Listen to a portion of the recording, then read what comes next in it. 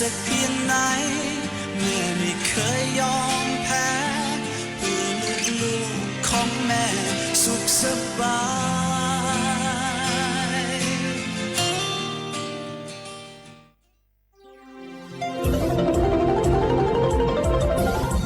วิทยุแห่งประเทศไทยให้ความรู้คู่ความสุข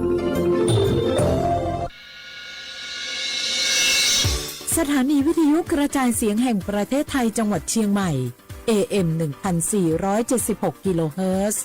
สถานีวิทยุภาคภาษาชาติพันธุ์แห่งเดียวในประเทศไทยที่มีความทันสมัยเชื่อถือได้สร้างอัตลักษณ์กลุ่มชาติพันธุ์สู่สากล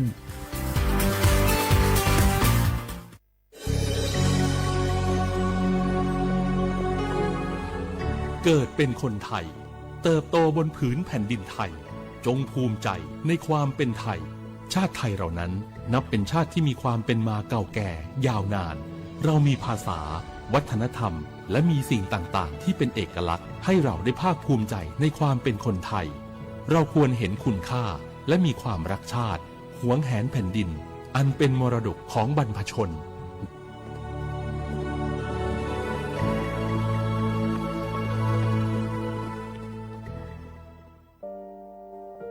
งาฮือละหุยาชอเจทอกาไทยมีกเวจอมออเอโลอาสะและไกเปวิทัปปะตองาฮือมีมาลูจาเวโยงาฮือมีเวอเอโลแลมีจอมอเวอปาโลเกโลมุนมาโคโลโกอิเปเวโยงาฮือเตกาเลเลกางาฮือมีจอมอเอโลทะหะเวอคโลยอทะคทากะดอนอเชตุโยงาออโตแลละหุชอเจเวอตา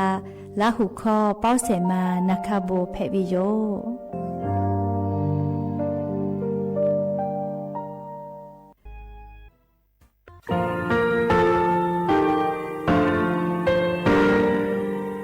งาคือมีติปิเพกาวิเชแล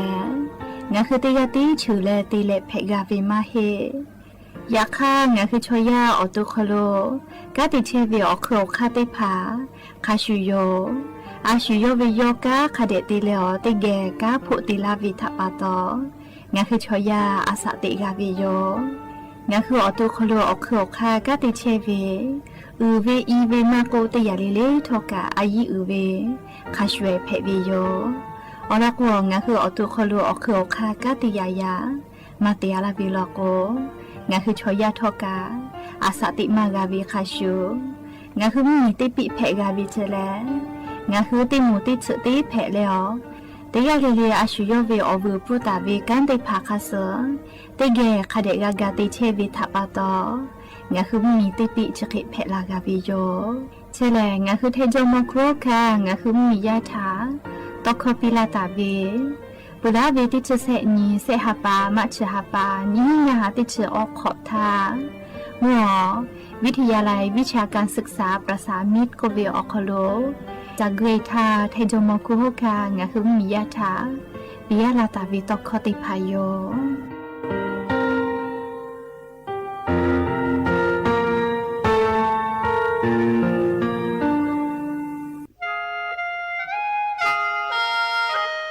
คณะรัฐมนตรีมติจอตาเวคาสนิชกอนิติชหปานิหิงาหาขอชิสขอวิอยาวคโลมติจอเลจิชิตาเวคาสงาหุมียาบะติเวพ่อปะหาจอเชเวงาคือไทมีกขอเชอวิชติภาทะบะติปีแต่ก็แลจิชิตาเวคาสมีเวอเลียวค่ามาตราติชสอคโลกุบตาเวงาคือมีอคโลชตอชลุพ่อเวพระราชบัญญัตินิหิงาหันชินิขอคโลกุบตาเวคาสไทมีกคโลพอลุลาเลเชลามอวิชติภาและทะเบียนประวัติภาคเดเจจอวิชติภาไทยมีกรคโลลุลาตาวิมีเวอเลียวค่ากฎหมายค่าเสือคเดลุลาเลเชเพตูอโปงาคือมียติภาษาสถานะคนต่างด้าวเข้าเมืองโดยชอบกฎหมายก็เวบะติภาติปีแต่ก็แลจิชิตาวิโยเปตาเลมาตราสือทวิอคโลกโกบุตาเวพระราชบัญญัติสัญชาติมีหิงาหาหิขออคโลกโกบุตาวิแลงาคือไทยมีกรคโลปววิชอไม่กะอปออิติภาไทยมีกรคโลเชมอและทะเบียนประวัติอคโล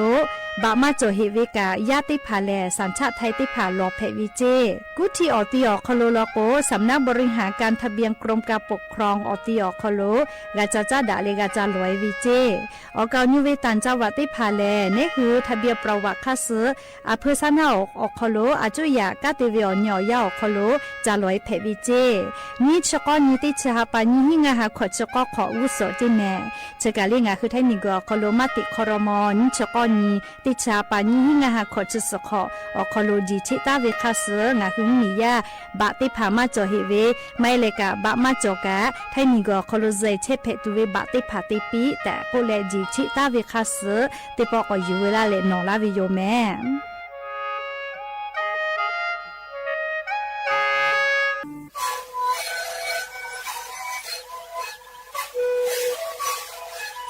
ชลิคูมันคือยาแก้เชื้อเวออกเข้าชแล้ว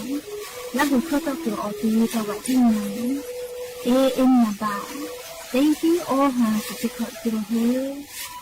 ลิงเลงหลอกเอาพ่อออยาก็ช่วยนาลีไปแล้วไปชิ้นนาลีเล่นถือไปออยาที่นาลีที่แต่แล้วพวกมันชอบพยายลิงเลงแล้วหูคอก็ช่วยดีและงานแล้วหูคอก็ช่วยส่งมาในคาบูเมดิโซ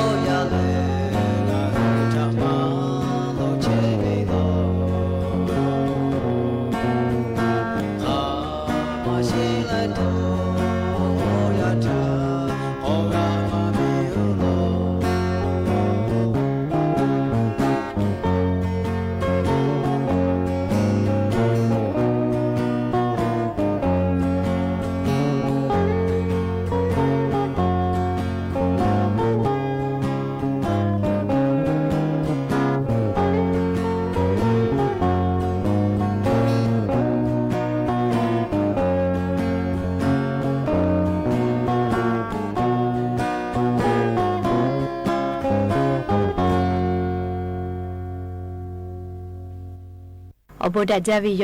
อย่าเพิ่งหาติปอทอกาดาจาวิโอเนี่ยยาเฉาะขลงอ่ะคือติปอกกะมีลาแล้วรายการอบุดาเจ้าขลงอ่ะคือออกข้อกะกอกะดักไอเชวิทัปปะตออลอไปเลยติกาลิลิทะตาอุยอยาวิโอขลละเซจ้าแล้วรายการอบุดาเจ้าขลหะอยู่ลาวิโยแมหาวิโอเนี่ยระหุยาค่ะพ่อเชพ่อรู้เชตาเวค่ะคือเพเชเลติกาลิลิทอกาจ้าแม่ดอแม่ซุแม่กะแม่ฮาเลดอซาเชอลีนาชุดเจ้าวิอยากันนี่คือไทยมิงก็ขลแลมุยิขอยาปืตาเลมุกะวิอยาลุลาปืวิทัปปะตองาคือติกาลิลิกาอเจ้ายาคัสเพตอลาตาเวอานาอังกอติผานี่คือต่อดะแลปูวากากิจูจาวิดอวิเชวิจอวิเตเจลิลิพอกาอายิเตแล้วอาชุยอโตยอยากาทักขะเดญหาซานดักไอสิแม่อลโกเชซาจอซาปุวิออเจติผาแต่ฮอตาวิมาจอคือกาวิลโกอาชุยอตุยอกะจาเลกาติยูวิเจจะรับปตองะคือราหุยาติกาลิลิกาเชซาจอซาปุวิออเจติผาแลอพขะจาแม่เรียกโกติกาลิลิกาเชซาจอซาปิแม่และยันยิเวอยาทอกาเชติสอคโลสเปอออนีติเชติฮัปปาโนวิบาฮัปปาคโลติชเซนีพึ่งแผวิโยและจะขอนีฮีนีชงาขอสขอติฮาลิเลเวอยาฮินาลิควายตาและก้อนาริทักขะไกติฮาลิเลงาคือละหุข้อรายการบุดาเจ้าคโลตอกไอเทวิโยวิทยุเรดิโอ AM ติฮิโอฮาสจิกกิโลเฮิร์ตเตไลพองาคือละหุข้อตอกไอเชอ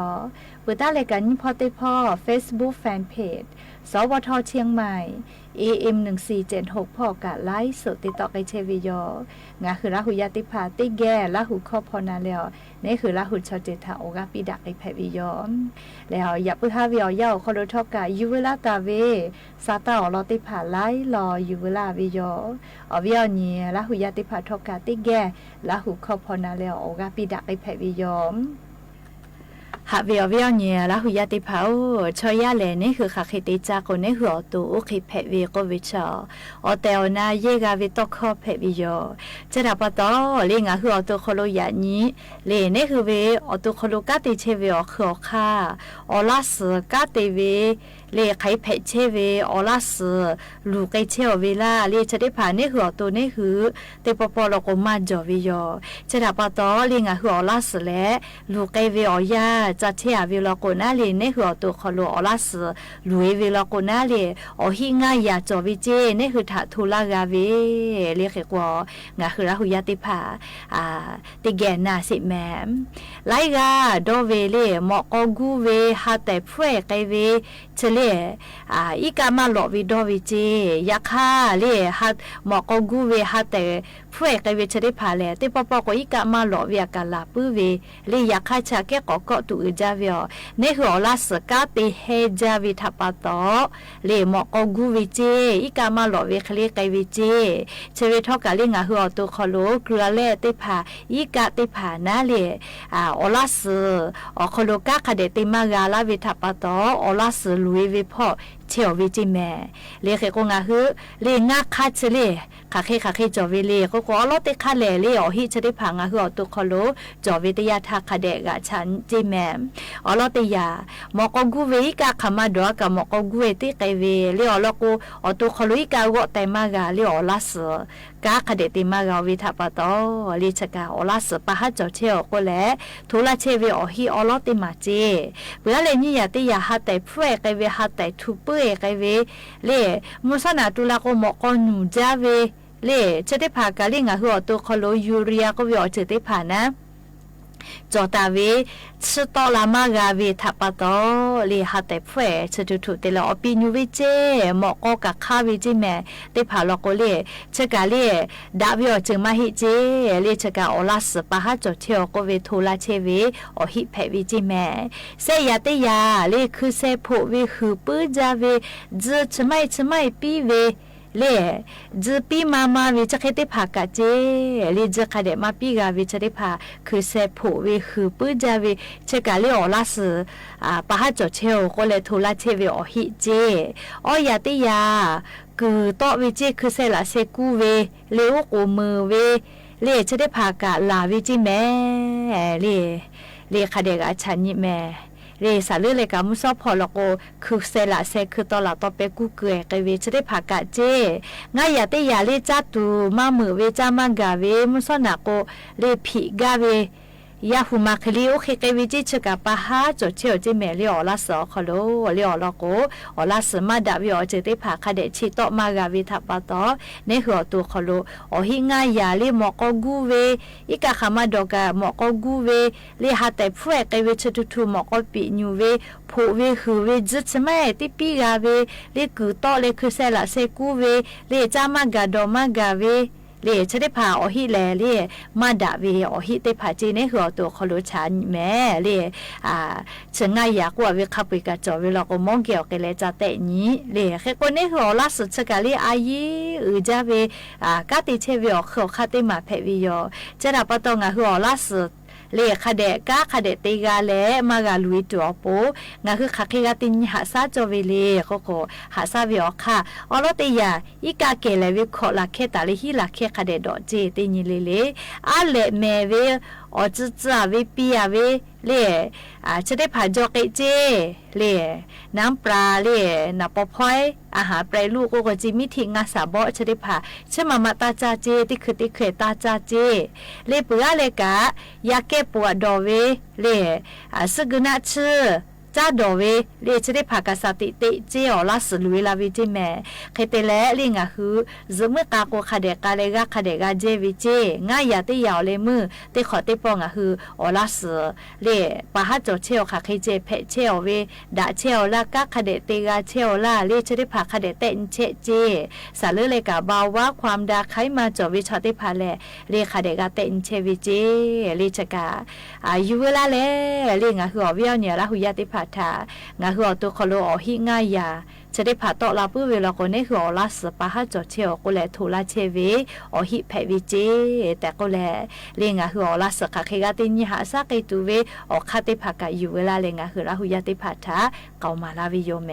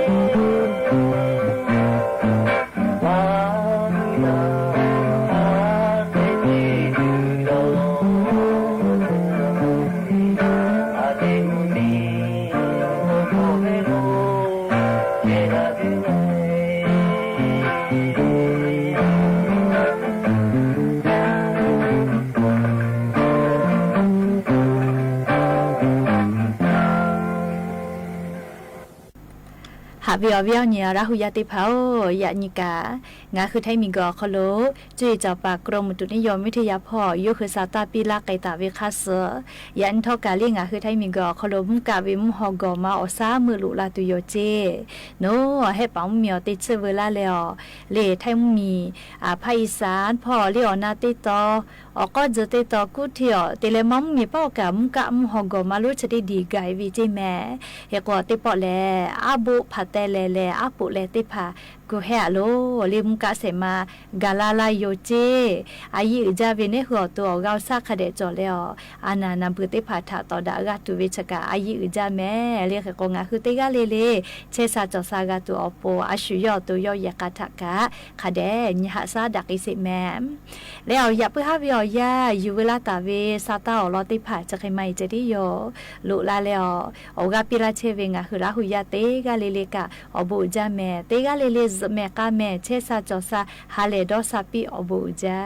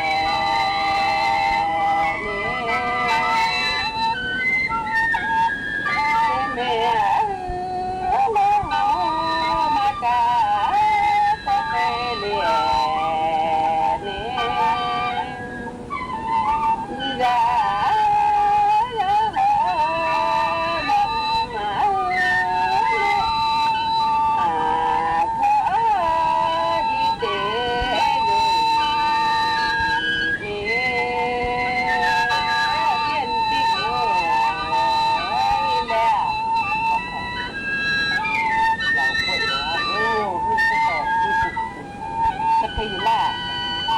pakai tu, pakai tu, pakai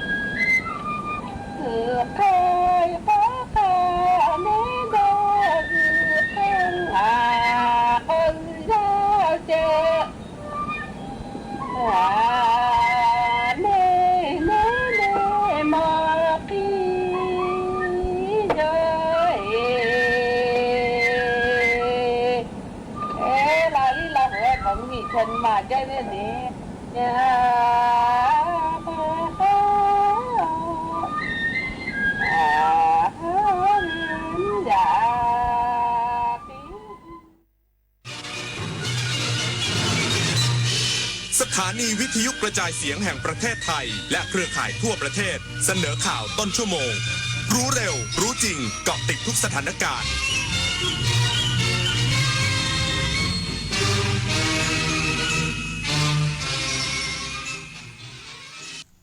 รับฟังข่าวต้นชั่วโมง 21 นาฬิกากับชลธรจัญญาครับรัฐบาลตอบโต้กัมพูชาเผยแพร่ข่าวปลอมยืนยันไทยปฏิบัติตามกฎหมายระหว่างประเทศโปร่งใสและคุ้มครองประชาชนอย่างสูงสุดอีกสักครู่กลับมาติดตามรายละเอียดครับ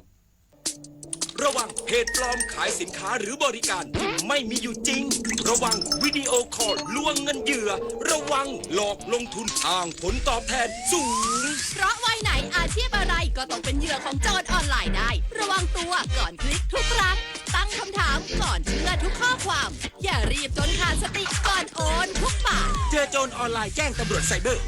1441ตลอด24ชั่วโมงจำไว้ให้ขึ้นใจรีบโอนโจรยิ้มได้เวลาช็อปได้เวลาเปย์คนละครึ่ง plus นโยบายรัฐหนุนการจับจ่ายเพื่อคนไทยทุกคนง่ายสะดวกรวดเร็วใช้สิทธิ์ผ่าน G-Wallet แอปเป๋าตังค์เท่านั้นเริ่มช็อปได้ตั้งแต่29ตุลาคมถึง31ธันวาคม2568ตั้งแต่6โมงเช้าถึง5ทุ่มตรงคนละครึ่ง plus รัฐจัดให้แบบ plus plus คนละครึ่งคนละครึ่งดูสิลูกเขาโอนกำไรมาให้แม่แล้วนะลงไป10,000 เดียวได้คืนมาตั้ง15,000เลยเขาหลอกให้แม่เชื่อเพื่อให้ลงเพิ่มไงแต่เขาบอกว่ารอบหน้านะจะได้มากกว่าเดิมอีกไม่รู้ละกลโกงเดิมๆแต่เหยื่อหน้าใหม่เกิดขึ้นทุกวันผู้สูงอายุสูญเงินเก็บทั้งชีวิตเพราะถูกมิจฉาชีพหลอกให้ลงทุนผ่านแอปหรือกลุ่มไลน์ช่วงแรกจ่ายจริงเพื่อให้เชื่อใจก่อนปิดเว็บหนีหายอย่าให้ความหวังกลายเป็นกับดักรู้เท่าทันสื่อรู้เท่าทันกลโกงแสนอาลัยสมเด็จพระพันปีหลวงไทยทั้งปวงหมองหม่นกลร่ำให้พระผู้เสด็จสู่ฟ้าสวรรคาลัยแนบดวงใจตามพระบาททุกชาติภพ ปวงประชาน้อมสำนึกในพระมหากรุณาธิคุณเป็นล้นพ้นอันหาที่สุดมิได้ ข้าพระพุทธเจ้าคณะผู้บริหารข้าราชการและเจ้าหน้าที่สถานีวิทยุกระจายเสียงแห่งประเทศไทยกรมประชาสัมพันธ์รัฐบาลตอบโต้กัมพูชาเผยแพร่ข่าวปลอมยืนยันไทยปฏิบัติตามกฎหมายระหว่างประเทศโปร่งใสและคุ้มครองประชาชนอย่างสูงสุดนายสิริพงษ์อังคาสกุลเกียรติโฆษกประจำสำนักนายกรัฐมนตรีชี้แจงกรณีกัมพูชาเผยแพร่ข้อมูลเท็จเกี่ยวกับทุ่นระเบิดและเหตุยิงปะทะบริเวณชายแดนไทยกัมพูชายืนยันข้อกล่าวหาทั้งหมดเป็นการบิดเบือนไร้หลักฐานรองรับโดยรัฐบาลไทยดำเนินการทางการทูตและทางทหารอย่างครบถ้วนโปร่งใสและสอดคล้องตามกติกาสากลทุกประการกรณีทหารไทยเหยียบทุ่นระเบิดกองทัพบกตรวจสอบพบทุ่นระเบิด PMN2 ซึ่งเป็นชนิดเดียวกับที่กัมพูชาเคยใช้และมีการวางใหม่ในพื้นที่ส่วนที่กัมพูชาเปิดฉากยิงที่บ้านหนองยาแก้วไทยตอบโต้ตามกฎการใช้กำลังโดยทิศทางการยิงและมุมกระสุนไม่ได้มุ่งยิงไปยังพลเรือนและการนำภาพศพประชาชนไปบิดเบือนเป็นศพเฉลยศึกแท้จริงคือประชาชนกัมพูชาที่เสียชีวิตด้วยโรคประจำตัวในโรงพยาบาลที่กรุงเทพมหานครซึ่งญาติประสานขอส่งศพกลับและทางการไทยได้อำนวยความสะดวกตามหลักมนุษยธรรมจึงเน้นย้ำว่าไทยได้ประท้วงผ่านช่องทางการทูตและหนังสือแจ้งข้อเท็จจริงอย่างเป็นทางการถึงเลขาธิการสหประชาชาติและจะนำคณะผู้สังเกตการอาเซียนลงพื้นที่ตรวจสอบข้อเท็จจริงในจุดเกิดเหตุเพื่อพิสูจน์ความจริงต่อไปรัฐบาลไทยยึดมั่นสันติภาพจะไม่ยอมให้ผู้ใดบิดเบือนข้อเท็จจริงพร้อมเปิดเผยข้อเท็จจริงต่อสาธารณะและนานาชาติทุกกรณีปริญญวิทย์เปี่ยมสมบูรณ์รายงานจังหวัดลพบุรีแจ้งเตือนประชาชนในพื้นที่อำเภอบ้านหมี่อำเภอท่าวุ้งและอำเภอเมืองลพบุรีเฝ้าระวังระดับน้ำเพิ่มขึ้นหลังมีการปรับระบายน้ำจากเขื่อนเจ้าพระยาและประตูบางฉมศรีเข้าสู่คลองชัยนาทป่าสักซึ่งรับน้ำเกินศักยภาพส่งผลให้น้ำสูงขึ้นอีก 20-30 เซนติเมตรพร้อมขอให้ประชาชนยกของขึ้นที่สูงดูแลผู้เปราะบางและติดตามข่าวสารอย่างใกล้ชิดสำนักงานพัฒนาเทคโนโลยีอวกาศและภูมิสารสนเทศองค์การมหาชนหรือจิสดาพบพื้นที่น้ำท่วมขังบางส่วนของ10จังหวัดภาคกลางกว่า 1,200,000 ไร่จิสดาได้เปิดข้อมูลจากดาวเทียม Sentinel-1A ของวันที่12พฤศจิกายนพบพื้นที่น้ำท่วมขังในพื้นที่ลุ่มและที่อยู่อาศัยบริเวณบางส่วนของ10จังหวัดภาคกลางคือจังหวัดพระนครศรีอยุธยาสุพรรณบุรีลพบุรีนครปฐมชัยนาทอ่างทองสิงห์บุรีสระบุรีนนทบุรีและปทุมธานีรวมกันประมาณ 1,293,745 ไร่โดยแต่ละพื้นที่พบระดับความลึกของน้ำท่วมขังส่วนใหญ่ไม่น้อยกว่า1เมตรสำหรับพื้นที่ที่ได้รับผลกระทบหลักๆส่วนใหญ่เป็นพื้นที่เกษตรกรรมชุมชนที่อยู่อาศัยตามแนวริมแม่น้ำสายหลักและสายรองรวมถึงเส้นทางคมนาคมสำคัญบางส่วน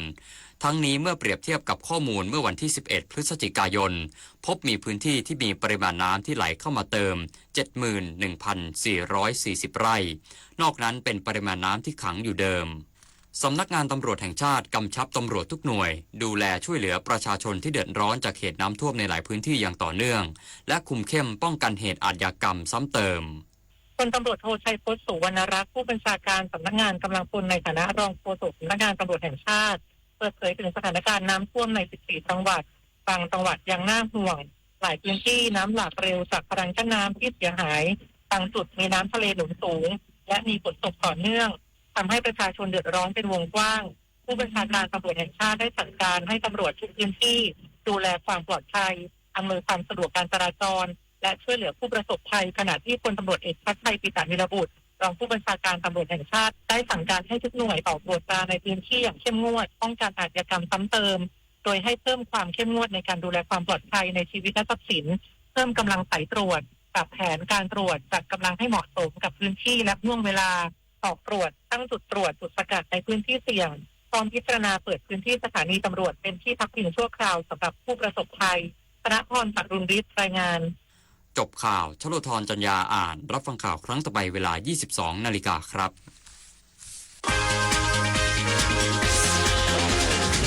ติดตามข่าวที่นำเสนอไปแล้วได้ที่ www.thainews.prd.go.th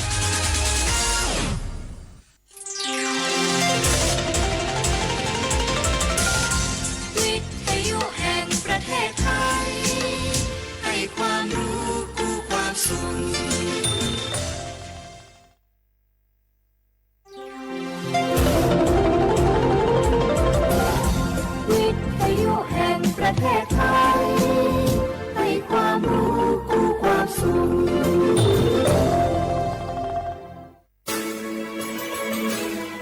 สถานีวิทยุกระจายเสียงแห่งประเทศไทยจังหวัดเชียงใหม่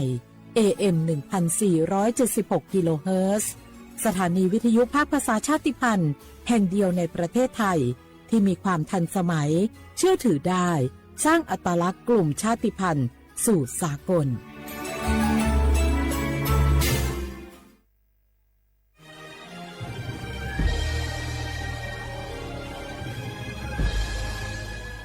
เกิดเป็นคนไทยเติบโตบนผืนแผ่นดินไทยจงภูมิใจในความเป็นไทยชาติไทยเรานั้นนับเป็นชาติที่มีความเป็นมาเก่าแก่ยาวนานเรามีภาษาวัฒนธรรมและมีสิ่งต่างๆที่เป็นเอกลักษณ์ให้เราได้ภาคภูมิใจในความเป็นคนไทยเราควรเห็นคุณค่าและมีความรักชาติหวงแหนแผ่นดินอันเป็นมรดกของบรรพชนร่วมภาคภูมิใจในความเป็นไทย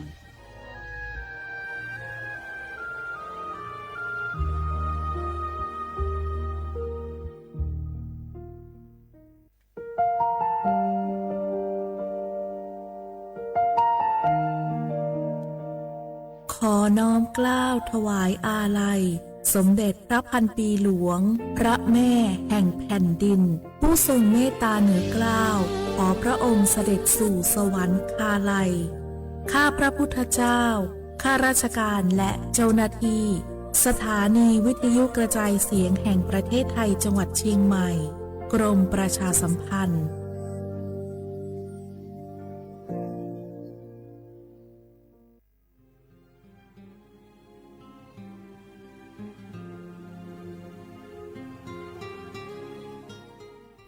This is a moment of profound grief for the Kingdom of Thailand. The collective voices of Radio Thailand Chiang Mai join the Thai nation in mourning the passing of our beloved Queen Martha, Her Majesty Queen Sirikit. Her life was a testament to the unwavering service, grace, and deep love for the Thai people. Our humble condolences and thoughts are with His Majesty the King, the royal family, and all the Thai people during this deeply sorrowful time. We will remember her forever.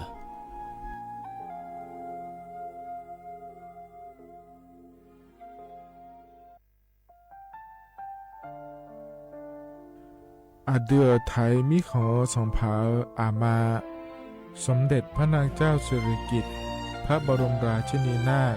พระบรมราชชนนีพันปีหลวงควยตาโอดาเลียกาชายันดาชอเนมาอายออามามิขอเปียวเนไทยมิขอกะดูอาคาชอเจอกะดูเงเกเนลาหมายแอจิเชนีถามิเนนืมาละเควมาเงเลเชญาเธอมิเนอาดิมาโยหานาลูอายองเนเกเนโยเยบเนมาอีนอายอมโดอาดิเนโกเอียเนควยตาโอดาเลมิเนนืมาเนสาวเนวอจจอยเรญาอาดิมาโยหานาลูอายองนืมาละเควโยจอนาลูเนเกเนโยเยบชเนมางามาอาเขาชดเจอโยกานาลู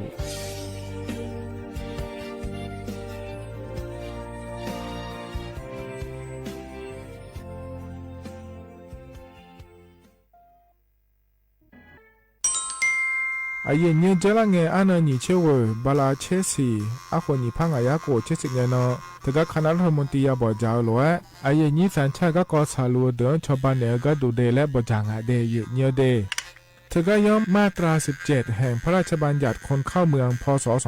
2522และขั้วเธอก็เธอเนี่ยอาเย็นนี้เธอก็ถ่ายมิขอหลักคุยพ่ออ้อเหลือว่าเมื่อนี่จอลาเดอเขาเนี่ยรอทะเบียนประวัติและขั้วเธอย่อฉาเยี่ยเดินนะขอเนี่ยเยี่ยเนียวเธอก็อยู่ห่างก็ดูการขอสถานะคนต่างด้าวเข้าเมืองโดยชอบด้วยกฎหมายและขั้วเธอได้ยาเมเจเดเยเนียเดข้อแน่เยเนียวมาตรา7ทวิแห่งพระราชบัญญัติสัญชาติพศ2508อาเยนี้เธอก็ถ่ายมิขอหลักคุยเดแล้วแน่อาดามงนะอามาเธอก็ทะเบียนประวัติบุคคลไม่มีสถานะทางทะเบียนและอ้อเธออาเยนี้สัญชาติสัญญาเมเจเดเยเนียเดใช่ก็ดูนะขอในกู้เทเมืองหลักคุยย่อนะเธ ทกาสำนักบริหารการทะเบียนกรมการปกครองและคุกาชาญาไม่เดยมือยอหลักเพื่อนะเยเนทกาในอำเภอยอฮันเนโจดัวรอราชการอายามหลักเพื่ออานนีเชเวบาลาโกซีอาคนนีพังอายาโกเชเวขวงเกนีเดเยเนียว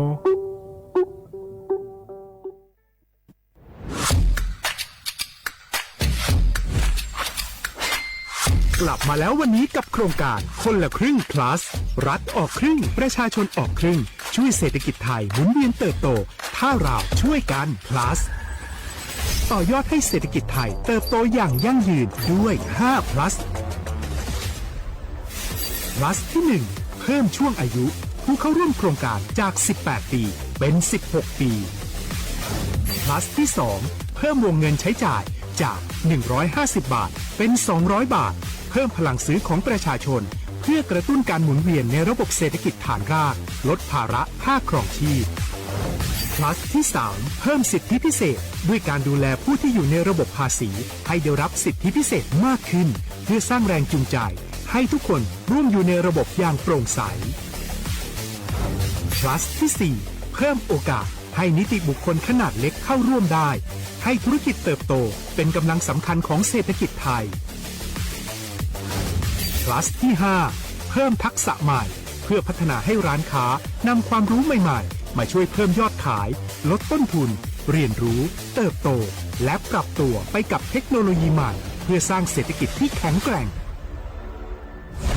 จากคนละครึ่งสู่คนละครึ่ง plus ไม่ว่าจะสั่งข้าวคนละจานชาเขียวคนละแก้วขนมเค้กคนละชิ้นหรือหลายๆชิ้นก็ใช้ส่วนลดได้ทันทีสูงสุดวันละ200 บาทแถมใช้กับฟู้ดเดลิเวอรี่ก็ยังได้สำหรับประชาชนไทยอายุ16ปีเป็นต้นไปสมัครรับสิทธิ์ผ่านแอปพลิเคชันเป๋าตังวันที่ 20-26 ตุลาคม 2568สำหรับร้านค้าที่สนใจร่วมโครงการสมัครได้ผ่านแอปถุงเงินวันที่ 15 ตุลาคมถึง 19 ธันวาคม 2568 แล้วเตรียมพร้อมรับลูกค้าจากทั่วประเทศเพราะนี่คือโครงการที่คนไทยทุกคนช่วยกัน plus เพื่อให้เศรษฐกิจไทยโตไปพร้อมกันโครงการคนละครึ่ง plus ดำเนินการภายใต้เป้าหมายที่ชัดเจนของรัฐบาลในความต้องการกระตุ้นเศรษฐกิจลดภาระค่าครองชีพให้ประชาชนและยกระดับศักยภาพผู้ประกอบการไทยให้พร้อมในยุคดิจิทัลโดยยังคงยึดหลักความโปร่งใสตรวจสอบได้และป้องกันการใช้สิทธิที่ผิดวัตถุประสงค์คนละครึ่ง plus เพิ่มพลังเศรษฐกิจไทยพร้อมโตไปด้วยกัน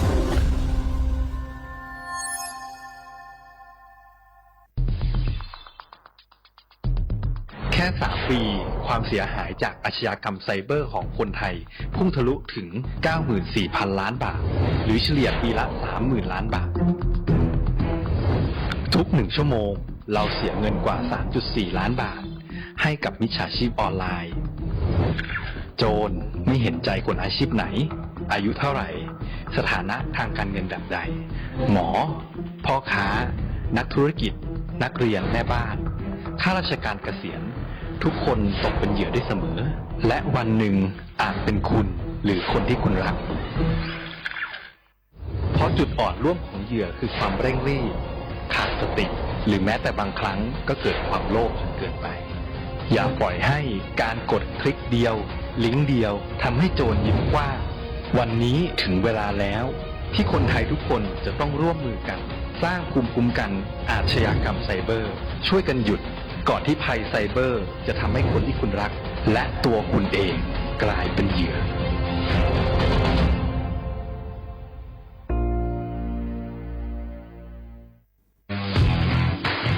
รัฐบาลไทยประกาศสงครามสแกมเมอร์รัฐบาลจึงได้ประกาศสงครามกับสแกมเมอร์ในฐานะที่สแกมเมอร์เป็นวาระแห่งชาติและในวันนี้ผมก็ได้ใช้โอกาสนี้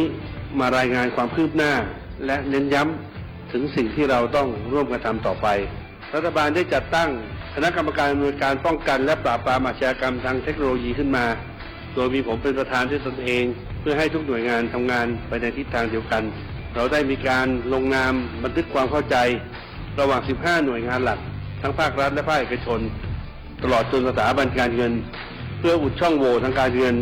และตัดเส้นทางเงินของกระบวนการอาชญากรรมเหล่านี้ให้สิ้นซาก รวมพลังคนไทยต้านภัยสแปมเมอร์นายอนุทินชาญวีรกูลนายกรัฐมนตรี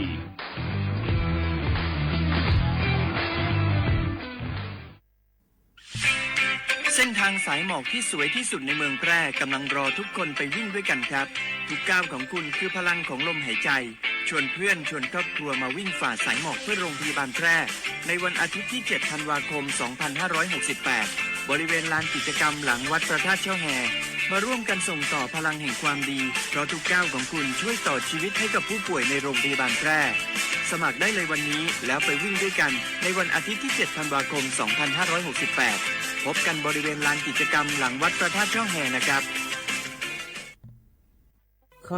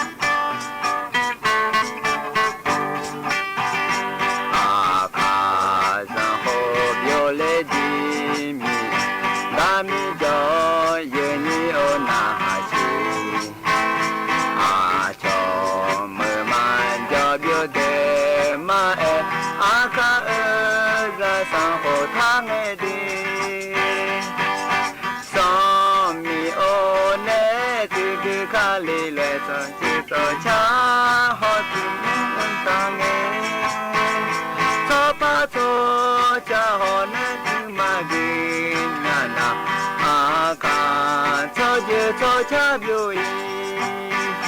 အာတော်မမန်ကြောပြိုတဲ့အာကျိုလွယ်မဟောတဲ့တာဘော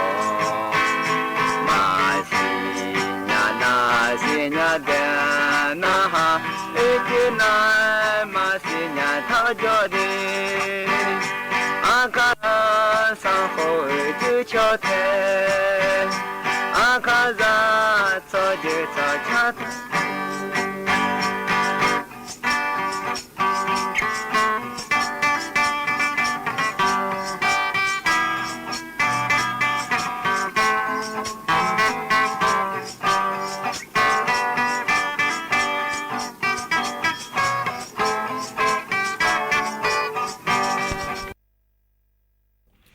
อุจิพออุดุธรรมะเดเยนี่มีขยาโยอานาลุเนลอเยเนียวยุมจิกะลอเยมีนาลุทอนเจอลอไอเยนี่โยอานาลุเนพยาทอนเจอเมียเดเยเนียวอุจิอปะลอฮกาเมียวมัวดูเนเยนี่มีขยาโยอานาลุเนเยจอนาลุทอนเจอลอพยาทอนเจอเมียเดเยเนียเดอุจิอปะลอเยเนียวฮกาอเดอาคาดอลอเยนี่โยอานาลุเนียทอนเจอนาขอเนียนาลีอายามนาขอเนียนาลีเวลาเนนาลีเชลังกันนี่เยนี่ทมิเนลอยานนาลุยาทอนเจอลวยงานเนอายุเชมือเนที่ขอลวยยอดามาเดเยนี่เดเยนี่มียากาขอเนียยมียากาเนนาหาลัวดูเยนี่มาขอปะเนนาหามาเฟซบุ๊กปะเนนาหามาแล้วเลยเยนี่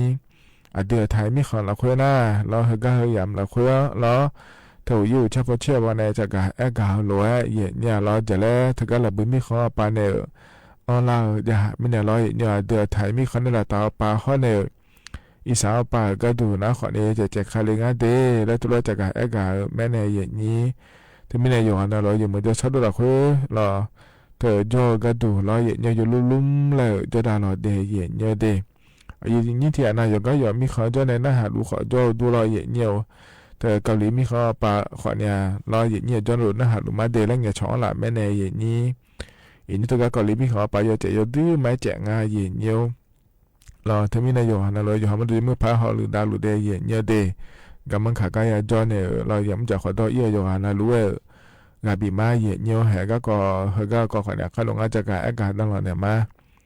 น่าจะแต่มันเงินจะล่างเงาสอไปจากการนั่นเนี่ยก็ก่อยมยาเกาะรอยุ่มเจียจากการเกิดแพ้อาคาโลจากการอากาศนั่นเนี่ยมาเดที่มันเนี่ยรอเยี่ยจนท่านเนี่ยนะฮะจะแม่เยี่ยล้อที่คอหลวจะดามาเดเยี่ยเดเฮกันเนี่ยนะเยี่ยอันเนอเดเมจากการอากาศแต่เนี่ยมาเดเยี่ยเดอีน่าก็เยี่ยเนี่ยถอนเจอเดียขาอันนั้นนะลาบาเยี่ยงาเดคือที่น่าบลาสีนะขอเนี่ยเช็ดตีสีอาโหนะเช็ดที่ของงาเดยเนียวไทยอันนั้นนะอินาวันพฤหัสบดีอันนั้นนะขอเนี่ยอันนั้นเช็ดซุ่มบลาสีนะรอยเนี่ยพฤศจิกายนและคู่สิเดอาโหนะขอเนี่ยยิพังงายาโกเชียงาเดยเนียวเห็นนะขอตัวละตัวละเย็นนี่นะถอนเจออินาอายามเมื่อละคุยเดยเนียวเดก็งานไหนก็ก่อนเลยมันทำมันจะกระหาได้มีนะรอก็จะใช้จิบยุ่มแล้วน่าหาดามาเดยเนาะเดหกันยุ่งพันในปีน่าหาดาวเหนะรอเนาะอายุอามีเนอชาต่อช่างเย็นเนี่ยรอที่เขาเลยน่าหาเบียดามาเย็นเนาะ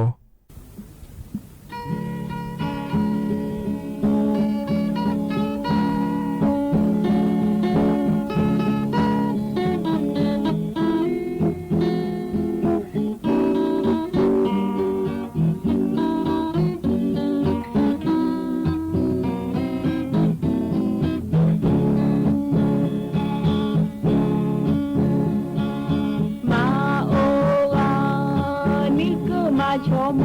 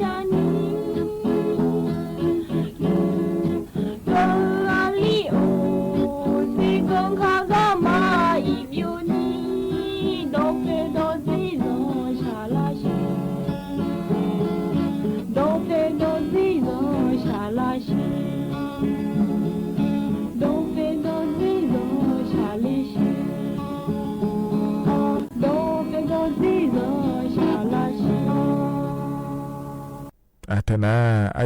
อามีเนอชาตาชารอเยเนียวกาเยเนียพอในบินาหาดาเดยอนาลุเวยานาหาเบียวดัวเยเนียวก็จะนอปาลาเนี่ยนะหาล่าเยเนียวอุดุธรรมะเดเยเนียวรอยุ่มยมยานะคนนี้ยุ่มพ่อลำแหลมตระเนี่ยเรามาข้อปาในมาเฟบบัวปาแมมเราละเนี่ยนะหาล่าเดคนนี้โจตัวเราเยนี้อุดุธรรมะเดที่คนเราจะได้มาเฟบบัวปาในนะหาลูนะเราเยเนียวกดไลค์กดแชร์เธอจะไหนจะไม่เดสติ๊กเกอร์ขอบีออนไลน์เนี่ยเราเลยนี้สังโบขอเนี่ยบอกออนไลน์เนี่ยไม่เดเยเนียวเดก็เนี่ยนะก็กอแลมถ่ายเยเนียวจะกากาด้านไหนในบิสิบิกามาเดเยเนียวก็ดับเบิลก็ดูนะเราเยเนียวเธออาเดียเนี่ยมันเตียวปาก็เดเยเนียวเด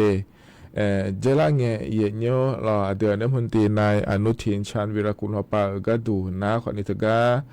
เยนี้เราเนี่ยเดอีจุดดันดาลาในสาลัวเราก็กายาบีอินเนชบานเนี่ยเยอะง่ายเดยเนาะเดทก็มีน้องง่ายเยเนี่ยล้อมีน้องก็ดูนะคนนี้เดือนเนี่ยมันเตียวเขาปานะเดทก็จังหวัดอ่างทองฮะเนี่ยล้อจังหวัดพระนครศรีอยุธยาและคูกายาอิงาเดยเนาะเดทก็จังหวัดอ่างทองปาก็ดูนะคนนี้ทก็โรงเรียนปาโมกวิทยาภูมิอำเภอปาโมกแล้วงานเทยเนี่ยล้อเธอก็เธอเดือรอยังมีจุดยุ่ยก็ดูง่ายเลยอย่าชันเทเนี่ยนะหาอินในชอบบ้าเยอะเนี่ยแล้วเยอะเนี่ยหย่อเยอะนี่เธอก็เธอเดือเราคุยด้วยในสายเดือชอบบ้านเนี่ยเยอะบินเนี่ยเยอะง่ายเดยเยอะเนี่ยเธอก็เนี่ยนะข้อนี้แล้วเนี่ยเธอก็วัดบันไดช้างอำเภอเสนาข้อเนี่ยวัดท่าดินแดงอำเภอผักไห่รอเธอก็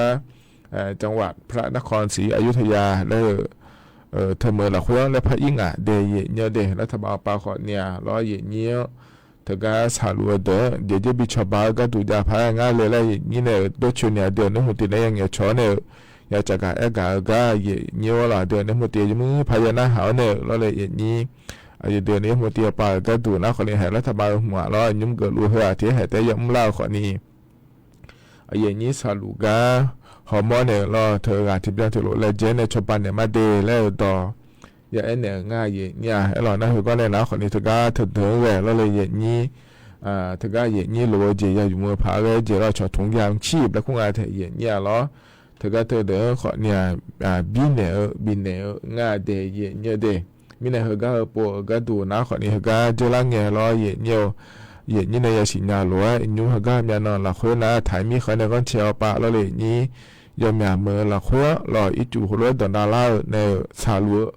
ย่อหลุมแม่เย็นนี่ที่ไม่ได้เดือนเนี่ยมุติยาปะก็ดูคนนี้เฮยอยู่ก็ง่ายเย็นนี่ก็ข้อมาเลยในชาวบ้านในเรื่องพาเลยรอเย็นนี่ที่ไม่ได้อยู่มาดูอีขาเนี่ยอีในเราเย็นนี่ถึงก็เย็นเนี่ยเย็นเนี่ยเดี๋ยวจะบิชบาพาเลยอย่างไรนะอีเนี่ยรอชาวบ้านเนี่ยเดน่าถึงก็ชาวบ้านก็ดูแล้วเย็นรัฐบาลไปชาวบ้านเนี่ยแม่เย็นเนี่ยอีจุดดันดาราในสาลัวย่อๆนะรู้คนเนี่ยพี่ว่าชาวบ้านเนี่ยแม่เดย์เย็นเนี่ยเดย์อันนั้นคือนำมาเชื่อเหอก็ดูนะคนเนี่ยแม่หัวปลาล้อดูเจ้าเนี่ยเราอีจุหัวเราแบบดันดาราเนี่ยเราเจ้าเนี่ยผังง่าแล้วเฮยโยมแม่หัวปลาที่คนโลกกุ้มเนี่ยเราเธอเดินดามาเดย์แล้วตัวเกิดแม่เดย์เย็นเนี่ยเดย์มีในเฮนะคนเนี่ยเฮยุ่งและมีน้องเดียในยุโรปเดียวปาก็ดูรอเย็นนี้แต่ก็อีจุดนั้นยังสาลูกาอย่าเยี่ยง่ายเดแล้วรอกายมีในชาวบ้านเยี่ยง่ายเดแล้วจะการได้ในเลเดเย็นเยี่ยวน่าจะที่ก็ดูนะเย็นเยี่ยวเดแต่ก็ยุ่งมาเย็นเยี่ยมอย่างในสิญญาหรือว่าเราเยี่ยวเฮ พื่อไม่หูรอเนียวเธอเดือไทยมีของฮอปาฮอเนอร์กัมพูชามีของฮอปา4มือ4เธอเนี่ยมีขาตาฮอปาเดเนียวเดเธอก็ยุ่มก็พระโดละหลุงเธอเนี่ยล้อเธอเนี่ยมีน้องคนเนี่ยเดือไทยพอปาตาห้าล้อเธอก็ระเบิดพรถากาหนอเนี่ยขึ้นหน่อยเจียงเจแล้วล้อเลยนี่เธอมีเนี่ยล้อเธอก็กอดโดละเนี่ยพระจาหลุงเนี่ยน่ามินเนาะhọ để hiện nhân để ra nghe là lì là ai giảm mà là khóa lo hiện nhân ta ha thực ra Campuchia bảo là mi bờ là ngài lê phải cường ai thể hiện nhà là thực ra thể mi không bảo bờ là mi nè lo hiện nhân thực ra nè ban nòng da keo lê hiện nhi ở chỗ nào chưa pa này mà họ lo hiện nhiều ở ban nòng da keoอำเภอ เข้าสูงจังหวัดสระแก้วพอปาแต่ha lo Campuchia bảo nè cái thể mi không bảo bờ là mi nè lo được thể mi không bảoก็ดูมีเบอร์หัวเจเย็นเยอะไอ้ยามนาลีเชฟเพิร์บจานี่เราเลยเย็นนี้น่าเดือดถ่ายไปก็ดูแล้วน่าว่าที่มาน่าเนี่ยมาซิงอเดแล้วตัวก็งายดูไม่เหมือนก็ก่อนไม่เนี่ยหรอน่าเชื่อก็ก่อนที่ไอ้มาบีเปียดาล่าหมอเย็นเนี่ยขวัญนี่ให้มีของโฮโลเปียลุไม่เนี่ยเดือดถ่ายพอป่าก็ดูขวัญนี่ยินดอนเนี่ยเดือดถ่ายมีของลาซาก็ดูเดือดถ่ายช่วงหางอยู่ว่านาลุฮาลูดาก็ดูดาว่าไปกับที่เบียนที่โลรอเลยเดียวเนี่ยลุไม่เดยเนี่ยเดหน้ารอเนี่ยเฮก็ละคุยก็เงี้ยรอเลยนี้กัมพูชาไปก็ดูนะคนเนี่ยเดือดไทยไม่ค่อยจะมาเบิ่งหลานเลยคนเนี่ยประมาณนี้นะรอเนี่ยเฮกันแล้วทำมาไปก็ดูนะคนเนี่ยเธอเนี่ยกัมพูชาไม่ค่อยจะมาเบิ่งหลานไม่ในเบิ่งหัวเดแล้วถือว่าเกิดงานไทยเนี่ยเดเธอมีเนี่ยรอเนี่ยเขาก็พอรอฮอลูดายอมอยากพอรอดันโนตาฮามาเดยเนี่ยเดเธอก็อำเภอจังหวัดฮอปามารอเลยนี้จิล่าเนี่ยรอเนี่ยกระทรวงมหาดไทยปาก็ดูนะเนี่ยเธอก็4 มื้อละเขาย่อผู้ว่าราชการจังหวัดพอปามาในอำเภอมาคู่เนี่ยบ่จ่ายง่ายเดยเนี่ยเดี๋ยวคู่เนี่ยบ่จ่ายเฮนะขอนี่รอเลยนี้เธอก็เนี่ยรอเดี๋ยวฮอลูดายก็ดูรอเดี๋ยวเราแหลมจิ้มเนี่ยเราก็ก่อให้ตัวละน่าอยู่เจมาเจงเราเบอร์หุ่มมาด้วยนะคนนี้ช่วยหาด้วยพ่อเนี่ยสะดวกเลยเนี่ยพังงาก็บินหนาด้วยบินจ่อด้วยบินอยู่พังงาหาอยู่เจนเราแหลมทาจิ้มเนี่ยเพื่อนไปคนในเราไอ้ขอเนี่ยเฮ้ยยุ่งหัวเราก็ก่อพัดโดล่ามีในเราเนี่ยนั่นหมายว่าพัดโดล่านะคนเนี่ยเธอเนี่ยอยู่ๆจะพังเรือมือพายที่โปรอที่เขาอยู่แล้วเนี่ยภาษาซ้อนเนี่ยพังเนี่ยโชว์พาแหลมหูดาวเดียเนี่ยเดเธอมีเนี่ยเราเลยนี่มีหนังไอที่โปและพังเงินงานสีเดียเนี่ยเดือดถึง4 มื้อละเพื่อมีขาตากาลอยเนี่ยเธอเนี่ยจังหวัดบุรีรัมย์สุรินทร์ศรีสะเกษอุบลราชธานีจันทบุรีตราดท่อเนี่ยสระแก้วเพื่อ4 มื้อเราเธอเนี่ยคู่เนี่ยบ่จ๋าเนี่ยเรายมอยากเจอแล้วเพื่อแล้วผมตางานเดียเนี่ยเดือดเธออาญามามันหัวเลยที่นอนเราเนี่ยเกิดร่างอาจจะพอดูงานเจเลยนะขวัญเขาข้อมาเนี่ยชาวบ้านเนี่ยเนี่ยเราเธอเนี่ยคู่อื่นเลยจะเราจะมีพันธุ์ด้านยาผาแล้วงานเนี่ยอย่างนี้นั่นเธอก็เธอยามเราคุยนะขวัญเนี่ยเธอก็4 มื้อเราคุยว่าป่าก็ดูขวัญเนี่ยเราเดี๋ยวมีอะไรเลยมื้อเราอย่างเนี่ยจะโตจะแม่ยากาแม่นะดูแม่เราเลยนี่เขาก็เราเยอะเหมือนเราอยู่จะเราเลยมันจะมาเดแล้วเธอก็อายุชั่วโลกกระทรวงมหาดไทยป่าขวัญเนี่ยอยากจะกันกาด้านเนี่ยงานเดย์เนี่ยเดเฮนะขอเนี่ยที่ก็เดยเนียวอันน่าใจที่ก็ก็ดูแล้วเนียวทุกาเนี่ยเจลังเงอันนั้นเชติบาราเชติสีแล้วให้ไม่ต้องหัวหัวสีแล้วเลยนี้อุจินาลีเชติลาละขั้วเราเดี๋ยวขอเนี่ยโครงการคนละครึ่งและขั้วเธอที่โปรยอยู่อันเดและเธอแล้วเลยนี้อีนุ่มโดนเลยง่ายเนี่ยอันยากาเธอเนี่ยมายุ่งเยอะแล้วเนี่ยนะให้บิวหัวแล้วเลยนี้อีนุ่มชอบมาดูก็เงินนี่เชื่อสมมือวัยพาสิยาตาสมเชติอาจงอาจจะเดียนี่เด็กก็เนี่ยมาดูมาอยู่ด้านยาวแล้วเนี่ยทั้งนี้เนี่ยเขาก็ดอกตัวลูนี่เชื่อกันเจนี่เขาด่าแล้วเลยนี่มาพยายามงานเนี่ยนี่นะเขาก็เจล่านี่เชื่อกันเจนี่เขานะนี่เขาก็กระทรวงการคลังแล้วทำมาปนจากก็โดนเลยนะขอเนี่ยเขาก็เธอเดินก็ดูหน้าเธอก็อย่าปวยหยอแล้วเนี่ยเฟส2แล้วคู่เธอได้โรเลยไงเลยนี้เพื่อไงที่ปวยเตอช่วงนี้บิดองอัมพาเนี่ยบิจุมาเดแล้วตัวเกิดงานแทยเนี่ยเด เธอมีเนี่ยเราอยู่เนี่ยนี่ใช้สมมือวุ้ยพาสิยาตาสมเชติเขาเดินนะขอในเขาก็ปวดก็ดูหน้ามาพยายามง่าเดียเยี่ยวไอ้ขอนี่เราเขาก็ไม่หูเราเดี๋ยวแม่ยุ่มดาวอัดที่ปวดแต่ยุ่มดาวขอเนี่ยงี้เยี่ยเนี่ยเหรอเธอเนี่ยยูฮันให้ยาหลวเราที่อันนั้นนะขอในนี่พาบาโลที่อันนั้นนะขอในนี่พายาบาโลแล้วยาละเธอนะขอเนี่ยเธอเนี่ยที่นั่นโหจีเรื่องเงินเราเกินเนี่ยยุ่มยาไม่ได้อันนั้นสมเจติบาลาเชนี่เสียงเกินนี่เดียเนี่ยเดียเห็นนะขอนี่ยุ่มเหรอกาอันดับแรกยามเหรอละคุยแล้วเนี่ยนี่แหละถอนจุนเนี่ยเด็กเอกาดาเนี่ยในบิสิบิกาเดียเนี่ยเดียเหรอกาหนาวเนี่ยเราชัดที่ยุ่มแล้วพนักหาดามาเดียเนี่ยเดียเหรอกาพอในบินหาดาดัชชาเหรอกายุ่มน้าเลยเนี่ยเธอมีฉากคุยตาเดลุเงแล้วชาต่อช่างาเย็นเนี่ยที่เขาลอยนะฮะเบียดามาเย็นเดียว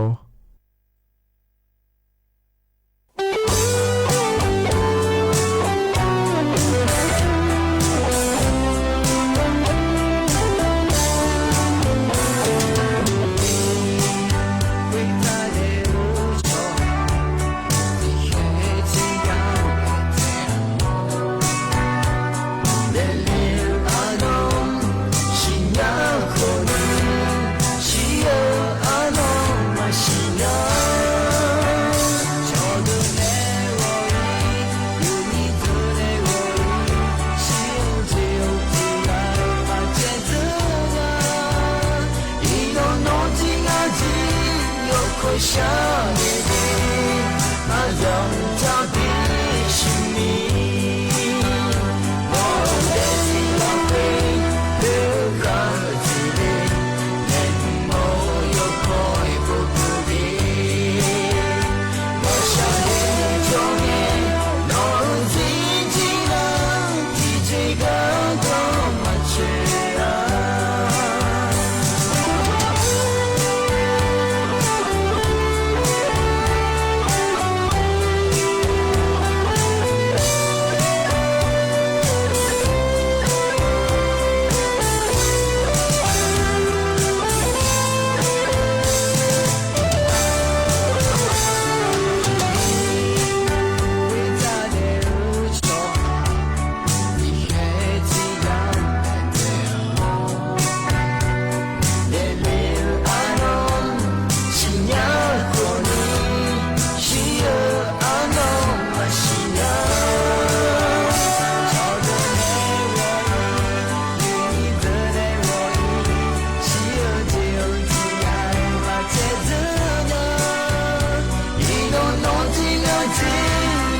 下一遍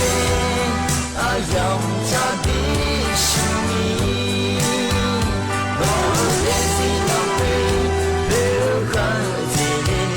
连我有可以不的，我想你永远我自己呢，自己感动我去啊，我的心浪费。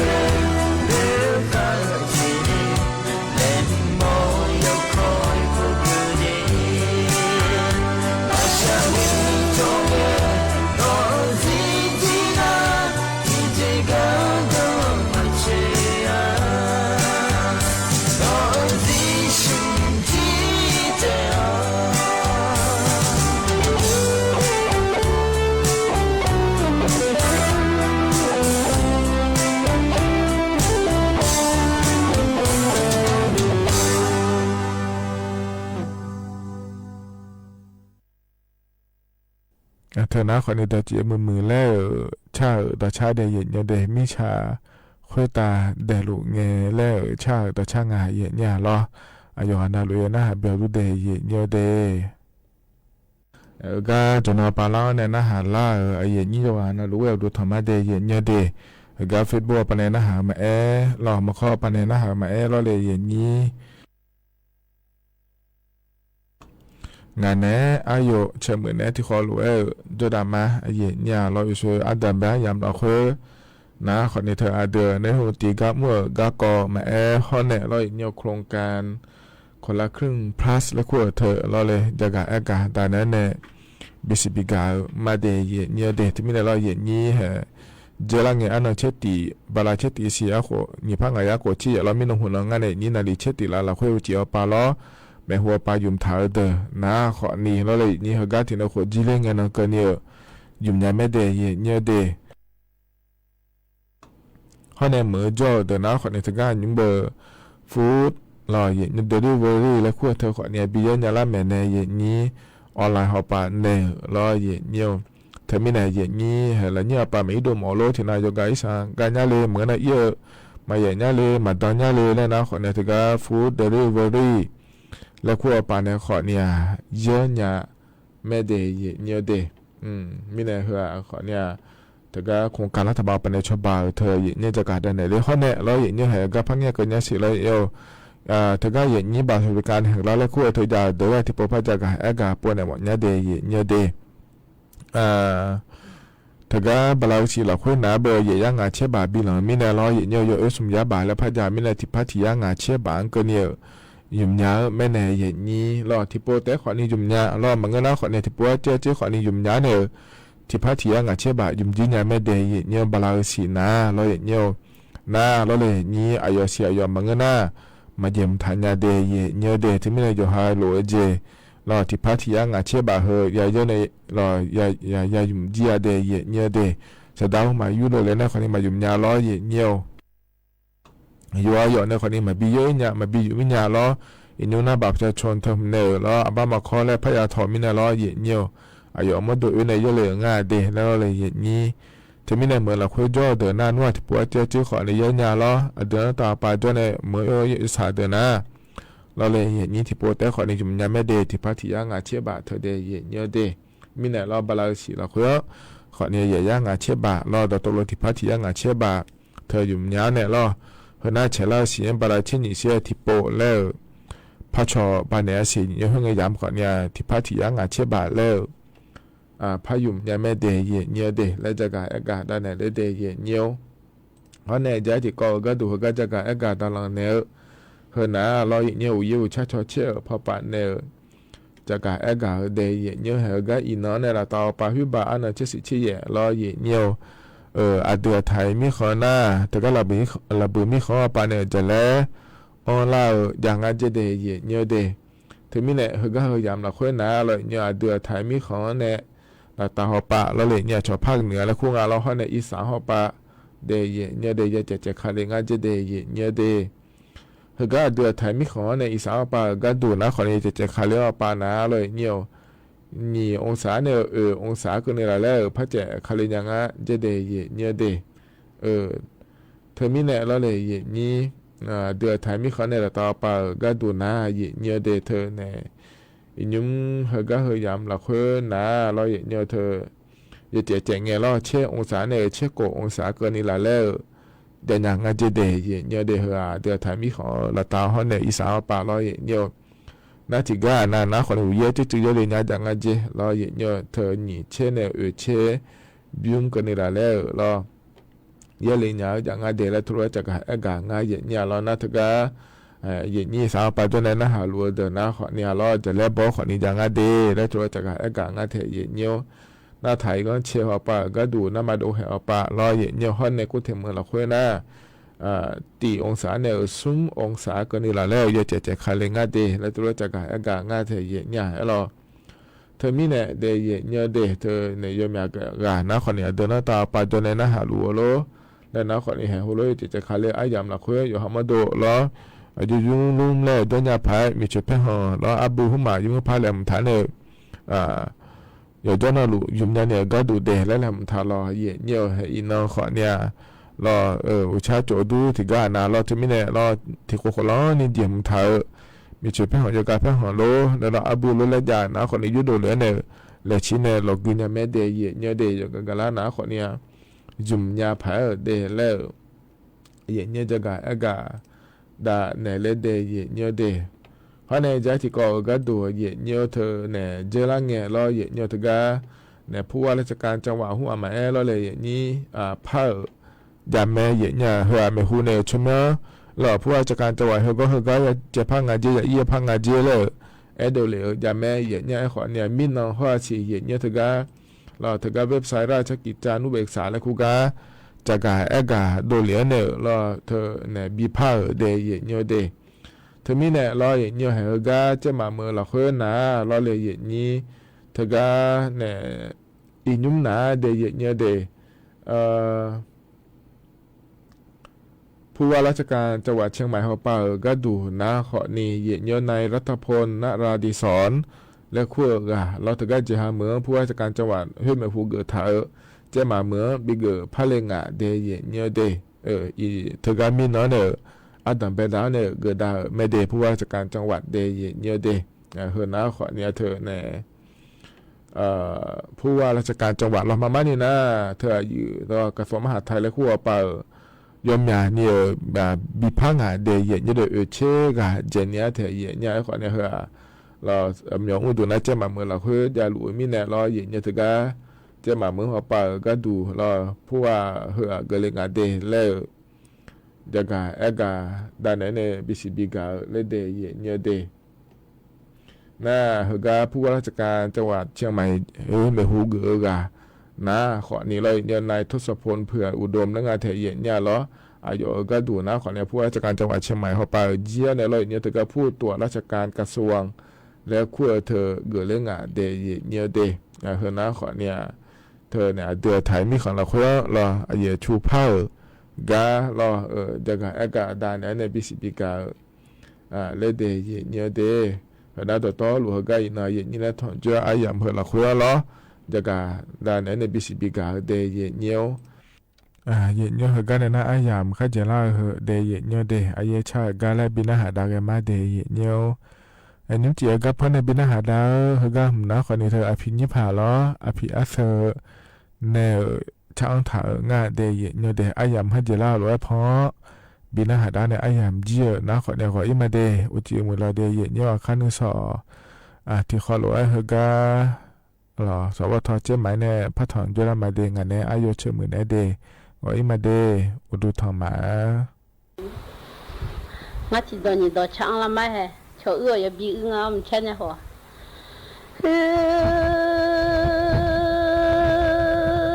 จะมามีเด้งอ่ะฮะที่ก็แกรู้เหรอถ้ามีขนมชามามา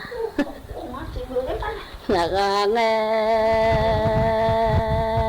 บุตรสัญญาหนึ่งสักทีน่ารักดีลากะชมือโอญูสอที่ชอหลังมาชิมีเจเลมาญาดาลากะเงยนางาสิริละงาลุทั่วมังเด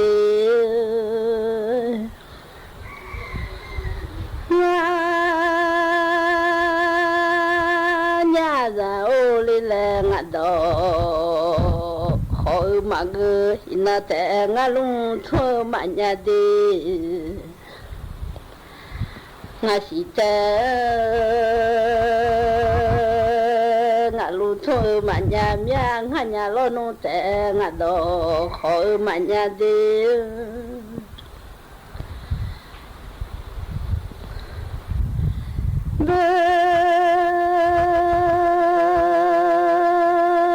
สุสิเดดอกกาองดอกจอมมาสุญญาดอกกาองดอกอาลอกาเงเป็นมีสุสิดอกกาว่าดอกจอมเล่มาคือสุญญาดอกกาองดอกอาลอเล่นี่มาคือมีอามีเจงอาหาทิกาเดโฮ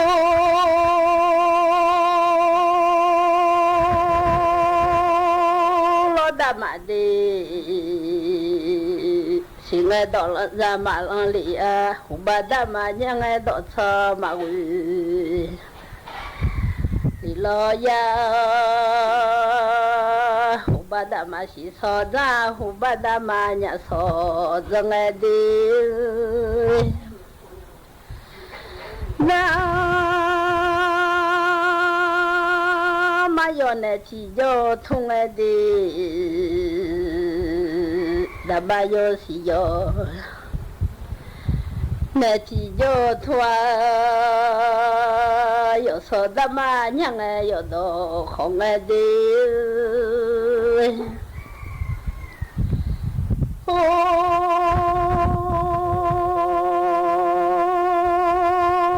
我的妈的没去出去了我把的妈没去出去我哎有错没在突然啦啦有来的有说在了没在突然了老把在弄没到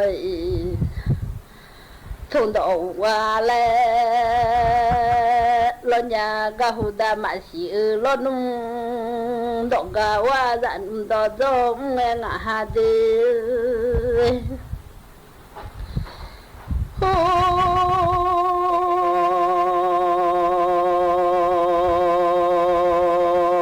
巴达马哦是谁老啊老路哎牛在弄马西ada daga nge masih ngada no bada thung lunya she manya da no no ba yang nge lunya si so do ada nya so do da du li se so che ni do pe đó đông nhà sao chơi xuống đó phê đó gai lò gai cha mi chỉ cho mà ya lại đi cha mi đó thì chơi mà phải ra chỉ mi nhà ô chơi thì đã mà đâu phải nhà lên nhà cho mà mi dưng à ha thì là ra như sao mà chỉ xong ra như nung mà người đi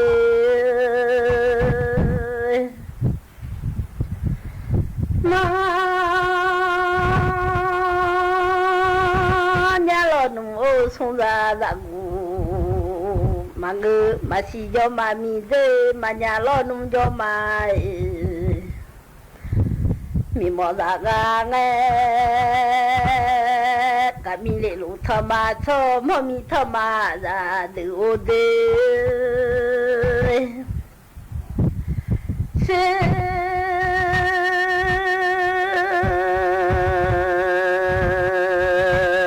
mi thơ mò đó phê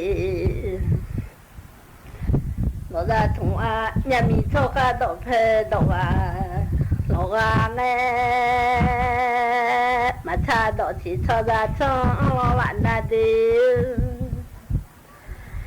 mà cha đôi thà na lên mà đi mà chia cha lo nung lên thế ra ra ra đủ lo na mà chia ra cho dạy thật ra là mơ lẽ cả mi ra khá cho mơ mi ra khá bà mười nữ mà ô trên mà yo do mà mi de xe lên à hai chỉ là ra mà thật ra đó là ra mẹ nó de thằng cái là lo lên mà chia ra cha nó lo thằng cái mà cha nó nêu cho qua đi mà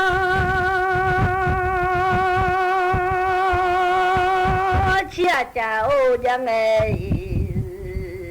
nó lo mà cái lìa mà chia cha nó khơi chơi ẩm qua mi dê mà xí ra hơ lơ thà kha mà nhà lo nung ra hơ lơ thà chơi đê mà 让头脑吃了会马家米的让头脑老拉些就马米的啊哈提啊那马西啊弄哈西提到我的马大哈达提康吃我的米拉哈达提康吃我米的少妈妈我错了少把老车马弄啊不然了把门买手绕也门买子啊不丢的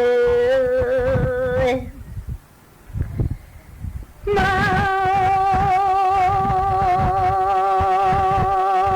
是说个你弄马个啊马家老弄说个那个马个啊哈马是叫马咪的个哎没咪熟悉的那么多。สถานีวิทยุกระจายเสียงแห่งประเทศไทยและเครือข่ายทั่วประเทศเสนอข่าวต้นชั่วโมงรู้เร็วรู้จริงเกาะติดทุกสถานการณ์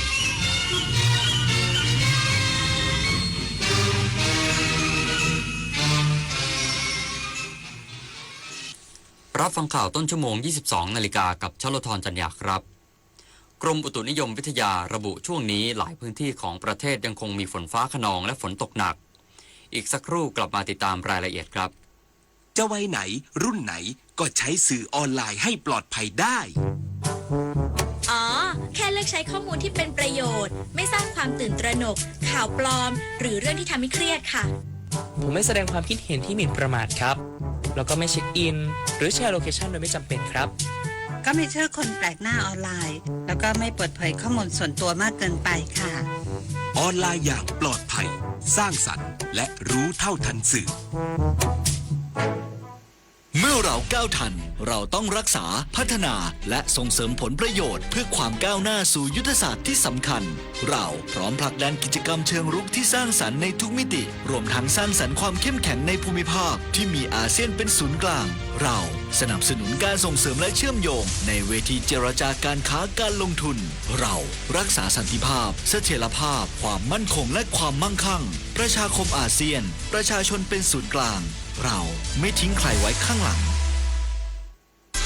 คนละครึ่งพลัสรู้ไหมใช้อะไรได้บ้างใช้ซื้อสินค้าอาหารเครื่องดื่มบริการนวดสปาทำเล็บทำผมขนส่งสาธารณะแต่เดี๋ยวก่อนถ้าจะนำไปใช้ซื้อสลากกินแบ่งรัฐบาลเครื่องดื่มแอลกอฮอล์ผลิตภัณฑ์ยาสูบบัตรกำนันบัตรเงินสดแบบนี้ไม่ได้นะครับที่สำคัญต้องจ่ายตามจริงห้ามทอนเป็นเงินสดห้ามรับแลกสินค้าหรือบริการคืนเป็นเงินสดนะคะดูรายละเอียดเพิ่มเติมได้ที่ www.konlakringplus.comคุณเคยเป็นแบบนี้ไหมใช้เวลาอาบน้ำเป็นชั่วโมงเคยซื้ออาหารอย่างบ้าคลั่งแต่ก็กินไม่หมดจนเหลือทิ้งเคยซื้อเสื้อผ้าราคาไม่แพงแต่ซื้อบ่อยก็เคยหลงลืมที่จะปิดน้ำปิดไฟเมื่อไม่อยู่บ้านเคยเราอยากให้คุณหยุดกิจวัตรประจำวันที่เป็นการทำร้ายโลกช่วยกันรักษาและฟื้นฟูตั้งแต่เรื่องเล็กๆที่เริ่มได้ด้วยตัวเราอาจเป็นเรื่องใกล้ตัวที่สามารถทำได้ไม่ยากกรมอุตุนิยมวิทยาระบุช่วงนี้ประเทศไทยยังคงมีฝนฟ้าคะนองและฝนตกหนักบางแห่งโดยเฉพาะภาคกลางตอนล่างภาคตะวันออกภาคใต้ตอนบนรวมทั้งกรุงเทพมหานครและปริมณฑลนางสาวสุกัญญานียวินชาญอธิบดีกรมอุตุนิยมวิทยาเปิดเผยว่าช่วงนี้ประเทศไทยยังคงมีฝนฟ้าคะนองและฝนตกหนักบางแห่งโดยเฉพาะภาคกลางตอนล่างภาคตะวันออกภาคใต้ตอนบนรวมทั้งกรุงเทพมหานครและปริมณฑลจึงเตือนให้ประชาชนในพื้นที่เสี่ยงเฝ้าระวังฝนตกหนักน้ำท่วมขังและน้ำป่าไหลหลากโดยเฉพาะภาคใต้แนะนำให้เกษตรกรเตรียมการป้องกันความเสียหายต่อผลผลิตและประชาชนดูแลสุขภาพจากอากาศที่แปรปรวนสำนักงานทรัพยากรน้ำแห่งชาติออกประกาศเฝ้าระวังน้ำท่วมฉับพลันและน้ำป่าไหลหลากในพื้นที่ภาคใต้11จังหวัดจากฝนตกหนักถึงหนักมากช่วงวันที่17ถึงวันที่22พฤศจิกายนนี้นายดนุชาพิชยนันท์เลขาธิการสำนักงานทรัพยากรน้ำแห่งชาติหรือสทนช.กล่าวว่าสทนช. ได้ออกประกาศเฝ้าระวังน้ำท่วมฉับพลันและน้ำป่าไหลหลากในพื้นที่ภาคใต้ฉบับที่30ช่วงวันที่17ถึง22พฤศจิกายนนี้บริเวณจังหวัดชุมพรสุราษฎร์ธานีภูเก็ตนครศรีธรรมราชตรังพัทลุงสตูลสงขลาปัตตานียะลานราธิวาสจากอิทธิพลมรสุมและคลื่นลมแรงส่งผลให้ฝนตกหนักพร้อมเตือนเฝ้าระวังอ่างเก็บน้ำขนาดกลางและเล็กที่มีปริมาณน้ำมากกว่า80%ของความจุเก็บกักบริเวณจังหวัดระนองสุราษฎร์ธานีภูเก็ตกระบี่และอ่างเก็บน้ำที่มีสถิติปริมาณน้ำไหลเข้าอ่างเก็บน้ำมากกว่าความจุเก็บกักที่มีความเสี่ยงน้ำล้นอ่างเก็บน้ำขณะเดียวกันต้องเฝ้าระวังระดับน้ำเพิ่มขึ้นอย่างฉับพลันโดยเฉพาะบริเวณแม่น้ำสายหลักและลำน้ำสาขาของแม่น้ำหลังสวนแม่น้ำตาปีคลองชะอวดคลองลำคลองท่าแนะแม่น้ำตรังแม่น้ำปัตตานีและแม่น้ำสายบุรีพร้อมขอให้หน่วยงานเร่งตรวจสอบแนวคันน้ำกำจัดสิ่งกีดขวางและบริหารจัดการน้ำให้สอดคล้องกันตั้งแต่ต้นน้ำถึงปลายน้ำปิยาพันธ์ยังเทียนรายงานด้านกรมสวัสดิการและคุ้มครองแรงงานออกประกาศขอความร่วมมือนายจ้างช่วยลูกจ้างน้ำท่วมหยุดงานได้ไม่ถือเป็นวันลาพร้อมปล่อยสินเชื่อดอกเบี้ยต่ำฟื้นฟูอาชีพเรือเอกสาโรจน์คมคายอธิบดีกรมสวัสดิการและคุ้มครองแรงงานหรือกสร.เปิดเผยว่าจากสถานการณ์น้ำท่วมหลายพื้นที่นางสาวตรีนุชเทียนทองรัฐมนตรีว่าการกระทรวงแรงงานจึงมอบหมายให้กสร.ออกประกาศขอความร่วมมือให้นายจ้างผ่อนผันให้ลูกจ้างที่ไม่สามารถเดินทางมาทำงานได้หรือมาทำงานสายเพราะน้ำท่วมที่พักอาศัยสามารถหยุดงานได้โดยไม่ถือเป็นวันลาและขอให้นายจ้างเตรียมแผนฉุกเฉินตรวจสอบความปลอดภัยของอาคารเครื่องจักรและระบบไฟฟ้าเพื่อป้องกันอันตรายที่อาจเกิดขึ้นในช่วงเกิดภัยพิบัติรวมถึงร่วมมือกับลูกจ้างแก้ปัญหาด้วยความสุจริตใจโดยดำเนินโครงการเงินกู้เพื่อบรรเทาผลกระทบจากภัยพิบัติทางธรรมชาติปล่อยกู้ดอกเบี้ยต่ำผ่านสหกรณ์ออมทรัพย์และสหกรณ์เครดิตยูเนียนในสถานประกอบกิจการและรัฐวิสาหกิจวงเงินกู้สูงสุด20ล้านบาทต่อสหกรณ์อัตราดอกเบี้ยเพียง2%ต่อปีเพื่อให้ลูกจ้างนำไปซ่อมแซมที่อยู่อาศัยหรือฟื้นฟูอาชีพหลังน้ำลดรัฐมนตรีว่าการกระทรวงการท่องเที่ยวและกีฬาเร่งหารือกับหน่วยงานที่เกี่ยวข้องหลังพระราชบัญญัติควบคุมเครื่องดื่มแอลกอฮอล์ฉบับใหม่กระทบผู้ประกอบการภาคการท่องเที่ยวนายอัธกรศิริรัตยากรรัฐมนตรีว่าการกระทรวงการท่องเที่ยวและกีฬาเปิดเผยว่าหลังพระราชบัญญัติควบคุมเครื่องดื่มแอลกอฮอล์ฉบับที่2พุทธศักราช2568มีผลบังคับใช้เมื่อวันที่8พฤศจิกายนที่ผ่านมาซึ่งห้ามขายเครื่องดื่มแอลกอฮอล์ระหว่างเวลา 14 นาฬิกาถึง 17 นาฬิกาและห้ามดื่มหลังเวลา 24 นาฬิกาซึ่งผู้ประกอบการและภาคการท่องเที่ยวร้องเรียนถึงผลกระทบรวมถึงสร้างความสับสนให้แก่นักท่องเที่ยวโดยเฉพาะชาวต่างชาติกระทรวงการท่องเที่ยวได้เร่งหารือหน่วยงานที่เกี่ยวข้องพร้อมเตรียมสื่อสารกับนักท่องเที่ยวให้ถูกต้องและครบถ้วนเพื่อไม่ให้กระทบบรรยากาศและรายได้ด้านการท่องเที่ยวจบข่าวชลธรจัญญาอ่านรับฟังข่าวครั้งต่อไปเวลา 23 นาฬิกาครับ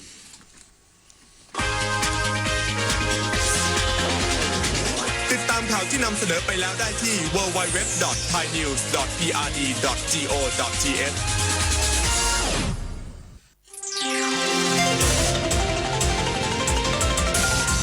วิทยุแห่งประเทศไทย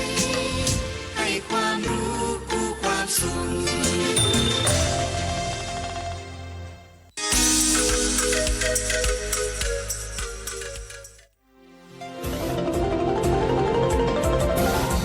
วิทยุแห่งประเทศไทยให้ความรู้กู้ความสุข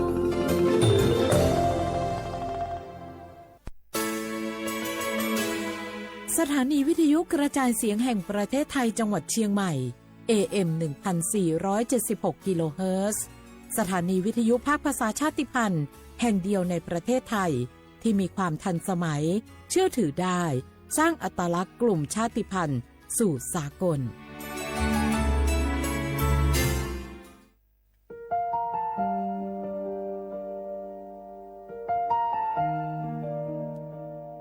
ขอน้อมเกล้าถวายอาลัย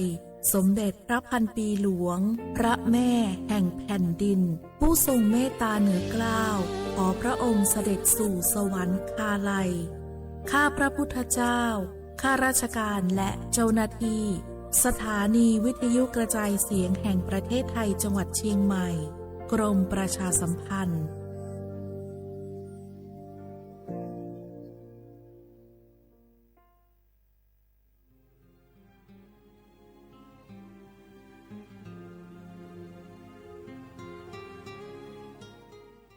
This is a moment of profound grief for the Kingdom of Thailand. The collective voices of Radio Thailand Chiang Mai join the Thai nation in mourning the passing of our beloved Queen Martha, Her Majesty Queen Sirikit. Her life was a testament to the unwavering service, grace, and deep love for the Thai people. Our humble condolences and thoughts are with His Majesty the King, the royal family, and all the Thai people during this deeply sorrowful time. We will remember her forever.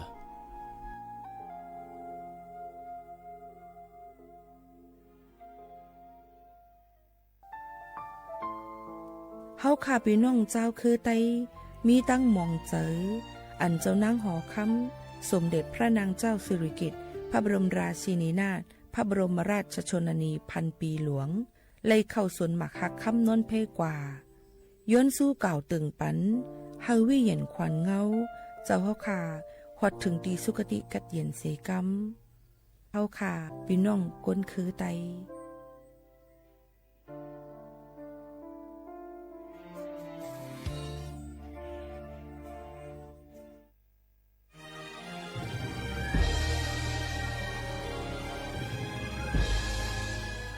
เกิดเป็นคนไทยเติบโตบนผืนแผ่นดินไทยจงภูมิใจในความเป็นไทยชาติไทยเรานั้นนับเป็นชาติที่มีความเป็นมาเก่าแก่ยาวนานเรามีภาษาวัฒนธรรมและมีสิ่งต่างๆที่เป็นเอกลักษณ์ให้เราได้ภาคภูมิใจในความเป็นคนไทยเราควรเห็นคุณค่าและมีความรักชาติหวงแหนแผ่นดินอันเป็นมรดกของบรรพชน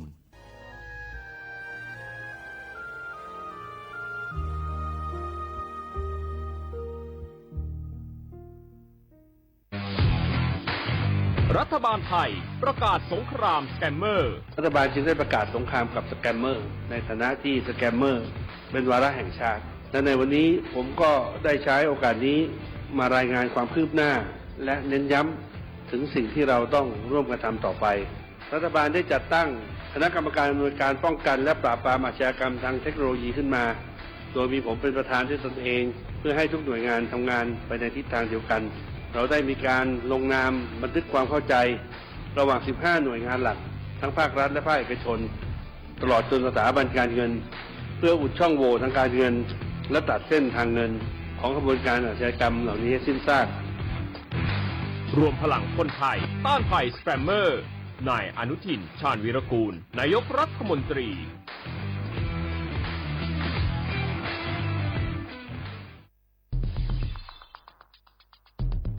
แค่3 ปีความเสียหายจากอาชญากรรมไซเบอร์ของคนไทยพุ่งทะลุถึง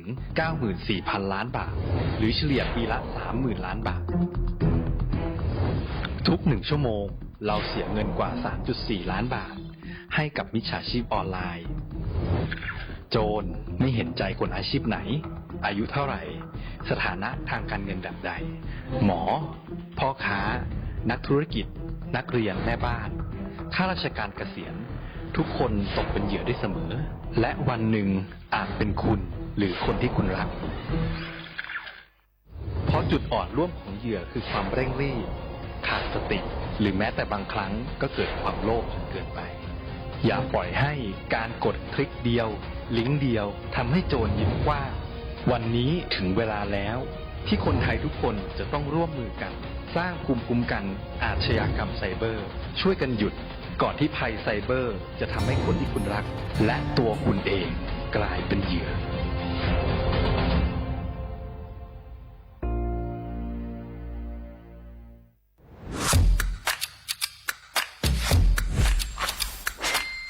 กลับมาแล้ววันนี้กับโครงการคนละครึ่ง plus รัฐออกครึ่งประชาชนออกครึ่งช่วยเศรษฐกิจไทยหมุนเวียนเติบโตถ้าเราช่วยกัน plus ต่อยอดให้เศรษฐกิจไทยเติบโตอย่างยั่งยืนด้วย5 plus plus ที่ 1 เพิ่มช่วงอายุผู้เข้าร่วมโครงการจาก 18 ปีเป็น16 ปี plus ที่ 2 เพิ่มวงเงินใช้จ่ายจาก150 บาทเป็น200 บาทเพิ่มพลังซื้อของประชาชนเพื่อกระตุ้นการหมุนเวียนในระบบเศรษฐกิจฐานรากลดภาระค่าครองชีพ plus ที่ 3 เพิ่มสิทธิพิเศษด้วยการดูแลผู้ที่อยู่ในระบบภาษีให้ได้รับสิทธิพิเศษมากขึ้นเพื่อสร้างแรงจูงใจให้ทุกคนร่วมอยู่ในระบบอย่างโปร่งใส plus ที่ 4 เพิ่มโอกาสให้นิติบุคคลขนาดเล็กเข้าร่วมได้ให้ธุรกิจเติบโตเป็นกำลังสำคัญของเศรษฐกิจไทย plus ที่ 5 เพิ่มทักษะใหม่เพื่อพัฒนาให้ร้านค้านำความรู้ใหม่ๆมาช่วยเพิ่มยอดขายลดต้นทุนเรียนรู้เติบโตและปรับตัวไปกับเทคโนโลยีใหม่เพื่อสร้างเศรษฐกิจที่แข็งแกร่งจากคนละครึ่งสู่คนละครึ่ง plus ไม่ว่าจะสั่งข้าวคนละจานชาเขียวคนละแก้วขนมเค้กคนละชิ้นหรือหลายๆชิ้นก็ใช้ส่วนลดได้ทันทีสูงสุดวันละ200 บาทแถมใช้กับฟู้ดเดลิเวอรี่ก็ยังได้สำหรับประชาชนไทยอายุ16 ปีเป็นต้นไปสมัครรับสิทธิ์ผ่านแอปพลิเคชันเป๋าตังวันที่ 20-26 ตุลาคม 2568 สำหรับร้านค้าที่สนใจร่วมโครงการสมัครได้ผ่านแอปถุงเงินวันที่ 15 ตุลาคมถึง 19 ธันวาคม 2568 แล้วเตรียมพร้อมรับลูกค้าจากทั่วประเทศเพราะนี่คือโครงการที่คนไทยทุกคนช่วยกัน plus เพื่อให้เศรษฐกิจไทยโตไปพร้อมกันโครงการคนละครึ่ง plus ดำเนินการภายใต้เป้าหมายที่ชัดเจนของรัฐบาลในความต้องการกระตุ้นเศรษฐกิจลดภาระค่าครองชีพให้ประชาชนและยกระดับศักยภาพผู้ประกอบการไทยให้พร้อมในยุคดิจิทัลโดยยังคงยึดหลักความโปร่งใสตรวจสอบได้และป้องกันการใช้สิทธิ์ที่ผิดวัตถุประสงค์คนละครึ่ง plus เพิ่มพลังเศรษฐกิจไทยพร้อมโตไปด้วยกัน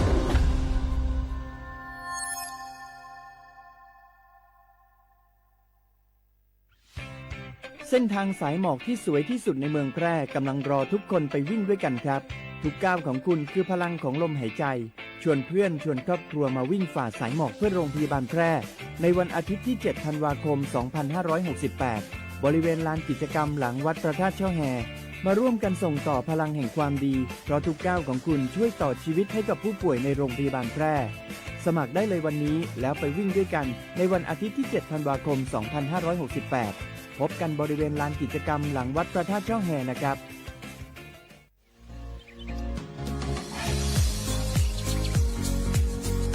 จอมหนังเปิงมติครม.มือวันที่29เดือนธันวาคม12 สิงหาคมไป67เฮาฮิปเน็ตแกลิดปัญหาสถานะและสัญชาติคนอันอยู่ตั้งเมืองจึงไทยจอมมาตรา17นั่นตอนตาพี่น้องเฮาเขาอันเข้ามาอยู่ตั้งเมืองไทยหึงนั้นและมีไว้เข้าจอมเปิงเฮากว่ายืนย้อนสถานะต่างดาวเขาเมืองถูกแม่นจอมเปิงไล่ตอนตาลูกอ่อนอันเกิดตั้งเมืองจึงไทยมีอำนั้นก็แม่มีไว้ทะเบียนประวัติบุคคลไม่มีสถานะทางทะเบียนอำนั้นไว้10 ปีถูกแม่นยาวในจึงเฮากว่ายืนย้อนสัญชาติไทยจอมหนังมาตรา7ทวีไล่พออยู่ตั้งกรุงเทพมหานครกว่ายืนไล่ตีสำนักบริหารการทะเบียนกรมการปกครองพออยู่ตั้งต่างเจตวันในจึงกว่ายืนไล่จอมหนังวัดไว้อันเปิ้นออกปันเฮาคานั่นเข้าย้ำเหตุการณ์จอมหนังหลวงปองจึงต่อพอถึงวันที่29เดือน6 2 สิงหาคมไป69ค่ะ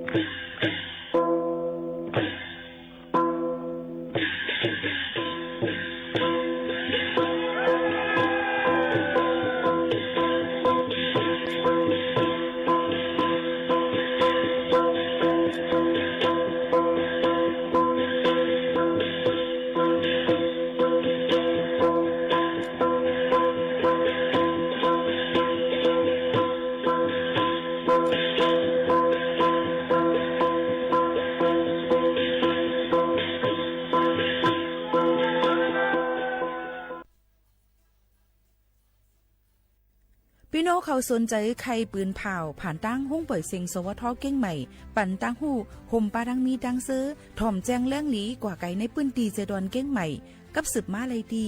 สวทเก้งใหม่หมายฟ้น053-276-068และ092-246-8579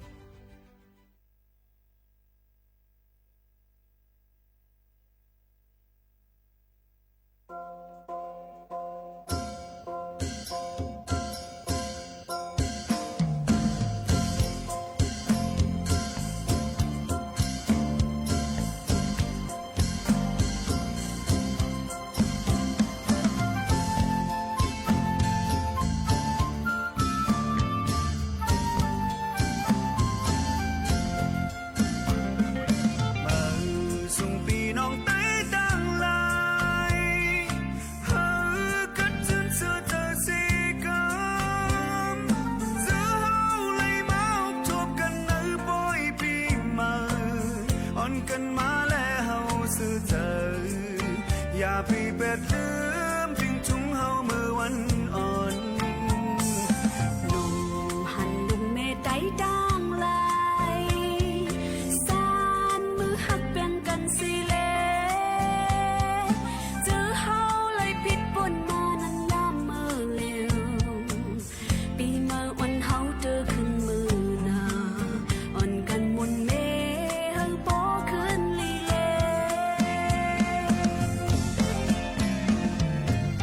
แม่มึงไตเฮาที่จงกามือหันอันลุงแม่ไตพร้อมกันปีมือเยาก็เฮาสู้ตึงหักเป็นกันโทษสู้ปานตาปีน้องไตคือสู้ปูนพันมีที่สู้แลเฮา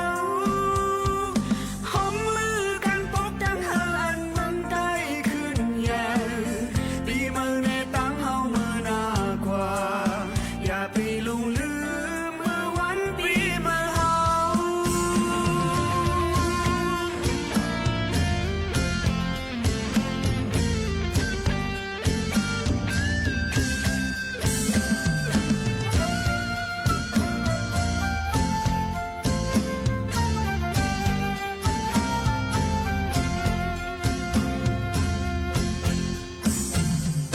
มือส่งปีน้องไต้ดังลายเฮากัดจนเสื้อเธอสีกำเสื้อเฮาเลยมาอบทบกันในปอยปีมาอ่อนกันมาแล้วเฮาซื่อเธออย่าไปเบ็ดลืมพิงทุงเฮาเมื่อวันอ่อนลุงหันลุงแม่ไต้ดังลายสานมือหักแบ่งกันสิเลเจอเฮาเลยผิดบนมานั้นยามมือเร็วปีมือวันเฮาตื่นขึ้นมือนาอ่อนกันมุนเมเฮาโปขึ้นลีเล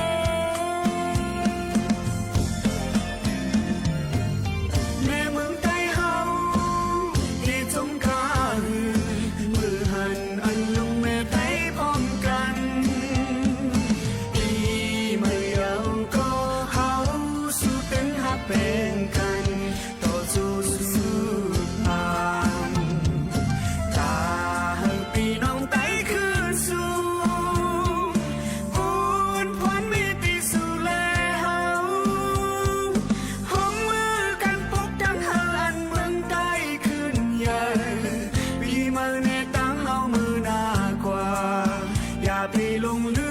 มเมื่อวันปีมาเฮา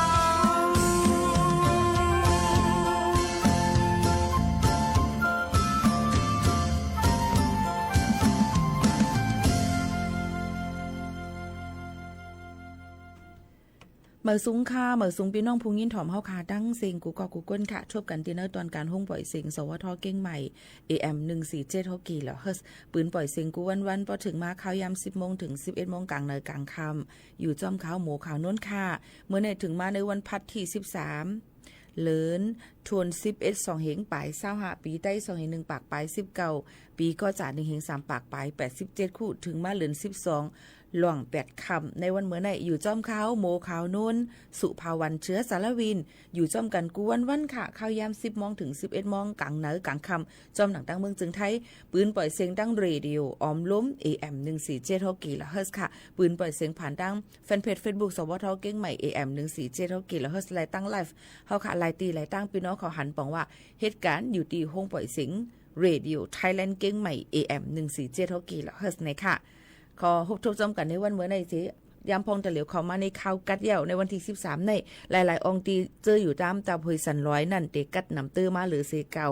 ผัดเป่าลมผัดเป่ามานั่นขนาดเนาะย้อนนั้นพี่น้องเขารู้เลยรู้ล้อมได้ถึงป้ายอยู่ลีใส่คนนุงตั้งเหมือเฮามันอุ่นอกอุ่นโตอุ่นใจนั่นคือบ่ได้อำเป็นตั้งเป็นนั่นในนั่นค่ะก็ฝากตวนทุกถึงพี่น้องเขากูก็กูก้นในนั่นค่ะเอาก้อยกาบางตีจะเจออยู่จ้อมน้ำปางลายอยู่ตั้งภาคใต้ปอดจานเมืองจึงไทยนั่นในจึงเตมีฝนตกลงมาแหละน้ำปางลายได้จางขึ้นสูงเยอะกว่าหมางปืนตียังตึกมีน้ำทมน้ำน่องอยู่เฮาขาก็ส่งแห้งเจอปันเฮานำลดย่อมขันเพิ่เสียกำนั่นคือบ่ได้อยู่กว่าในวันๆเยาก็คือปองให้สร้างกว่าเฮลิเซออนตอนเสเก่ากันในนั่นค่ะฝากตอนทุกถึงพี่น้องเขากูก็กูก้นค่ะอ๋อเฮาคำมาด้วยข่าวเงาจังอีดอ่อนหนึ่งในนั่นค่ะตั้งเจดอนเก้งใหม่ในค่ะเนาะเปิ้นก็แต่งตั้งปันในค่ะนายรัฐพลนราดิศรนะคะเป็นผู้ก้อนเจดอนเก้งใหม่ก้นเหมืออันลูกมาดีอันเป็นผู้ก้อนเจดอนเก้งไฮนั่นในนั่นค่ะเมื่อวันที่12เดือนธันวาคม2เฮงไป25หาในค่ะภายเว็บไซต์ราชกิจจานุเบกษาในปืนเผาเป็นลีปืนเผามาไว้ว่าแต่งตั้งเฮามีให้เป็นนายรัฐพลนราดิศรนะคะพ้นออกตีร่างผู้ก้อนเจดอนเก้งไฮเสเข้ามาแต่งตั้งมาเหตุการณ์ใหม่เป็นผู้ก้อนเจดอนเก้งใหม่ผู้ว่าราชการจังหวัดเชียงใหม่ในนั่นค่ะก็ได้เป็นอยู่ที่ไหนนะคะแต่เอาวันที่12เดือนธันวาคม2เฮงไป25หามานะคะแต่เลยว่าเมืองเก้งใหม่ก็เลยผู้ก้อนเจดอนกุนก็มาช่างจื่อนายรัฐพลนราดิศรเนี่ยนะคะแต่งตั้งมาเยี่ยวตู่หลีงามในนั่นค่ะนี่ก็เป็นข่าวเงาเชียงหนึ่งอันเอามาฝากตอนจูถึงพี่น้องเขาค่ะตอนตานายทศพลเผื่อนอุดมนั่นเนี่ยก็แต่งตั้งลูกดีผู้ก้อนเจดอนเก้งใหม่กว่าเป็นผู้ตรวจราชการกระทรวงเลยค่ะนี่ก็มาฝากตอนให้เลยครับผู้จ้อมกันในตอนการเฮาขาดดีในจึงหนังในค่ะเอาพี่น้องเขาค่ะกำเนิดเฮาค่ะมาตัวแทงไหนนั่นค่ะเกี่ยวกับเรื่องการหยอกเลียนจะแผ่นออนไลน์นั่นเนี่ยค่ะยังตึกมีอยู่คือเอามาเมืองโฮมตุ้มเอามาเมืองไต้เอามาได้เป็นเมืองไทยหลายๆตีเนี่ยค่ะเปิ้นก็ตียอบกว่าไรก้นเขเนี่ยค่ะจุ้มอันเป็นจุ้ม call center เนี่ยค่ะอยู่ที่บ้านพักตั้งหนองพึ่งเนี่ยค่ะอ๋อสารปีเจดอนเก้งใหม่ไล่ของกลางมือถือ1ปากปลาย74ครึ่งเกี่ยวกับบัญชีมา2ปากปลาย77บัญชีหมายเจ้านั่นเนี่ยค่ะเจ้าหน้าที่ปลิกกดจัดก้นเขาเมืองโฮมกันตั้งเจ้าหน้าที่สอท4เนี่ยค่ะกว่าที่ยอบเลยก้นเขจุ้มอันเป็นจุ้มหยอกเลียนตีเฮิรนลือเศร้าอยู่ตีตั้งหนองพึ่งสารปีเจดอนเก้งใหม่ไล่ของกลางกว่าเมืองหนังลาดกว่านั่นเนี่ยค่ะเนาะโยก็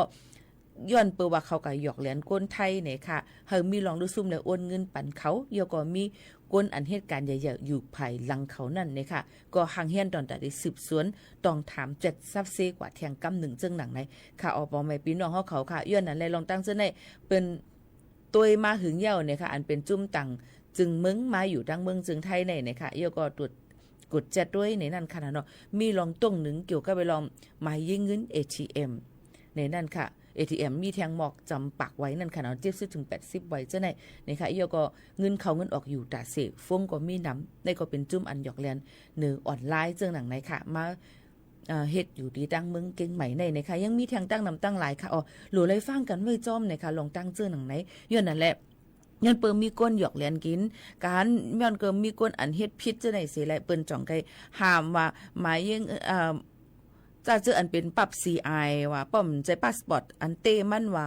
อันเป็นไว้แห่งการจะในอ่ำปันซื้อซิมจะในก็มีปัญหาใหญ่ลงปัญหาในมันเป็นปัญหาว่าเปิ้นติเพียวมวยแบบลองซุ่มแจ้เพี้ยนน้องก้นอันเป็นก้นเหตุการณ์หมึกต่อกันก้อยกาว่าจะเจออันเป็นแห่งการกำพองสำโหลเจอนั่นก็เป็นลองหยาบคันเจอไว้ตี้ๆในนั่นค่ะลองตั้งเจ้าในติเป็นซึ่งหือเทียงในก็รู้เลยไปปักตาถ่อมด้วยแทงขาวเงาก่อนแทงกำ1ซึ่งไหนค่ะบ่แม่พี่น้องเขาอันนี้ก็เอามาฝากตอนจุถึงกูก็กูก้นให้เลยยินถ่อมซ่อมกันซึ่งหนังไหนค่ะเนาะเดี๋ยวก็เฮาคำมาด้วยแทงในนั่นค่ะพี่น้องเขาค่ะเฮาคำมาด้วยแทงในนั่นค่ะเกี่ยวกับลุยลองเตเลยหันว่าเนี่ยค่ะจุ้มแจ้เพี้ยนอันว่าเนี่ยก็เป็นตียอบเลยตีตั้งเหล่าไกลไก่เย่าค่ะเนาะเย่าก็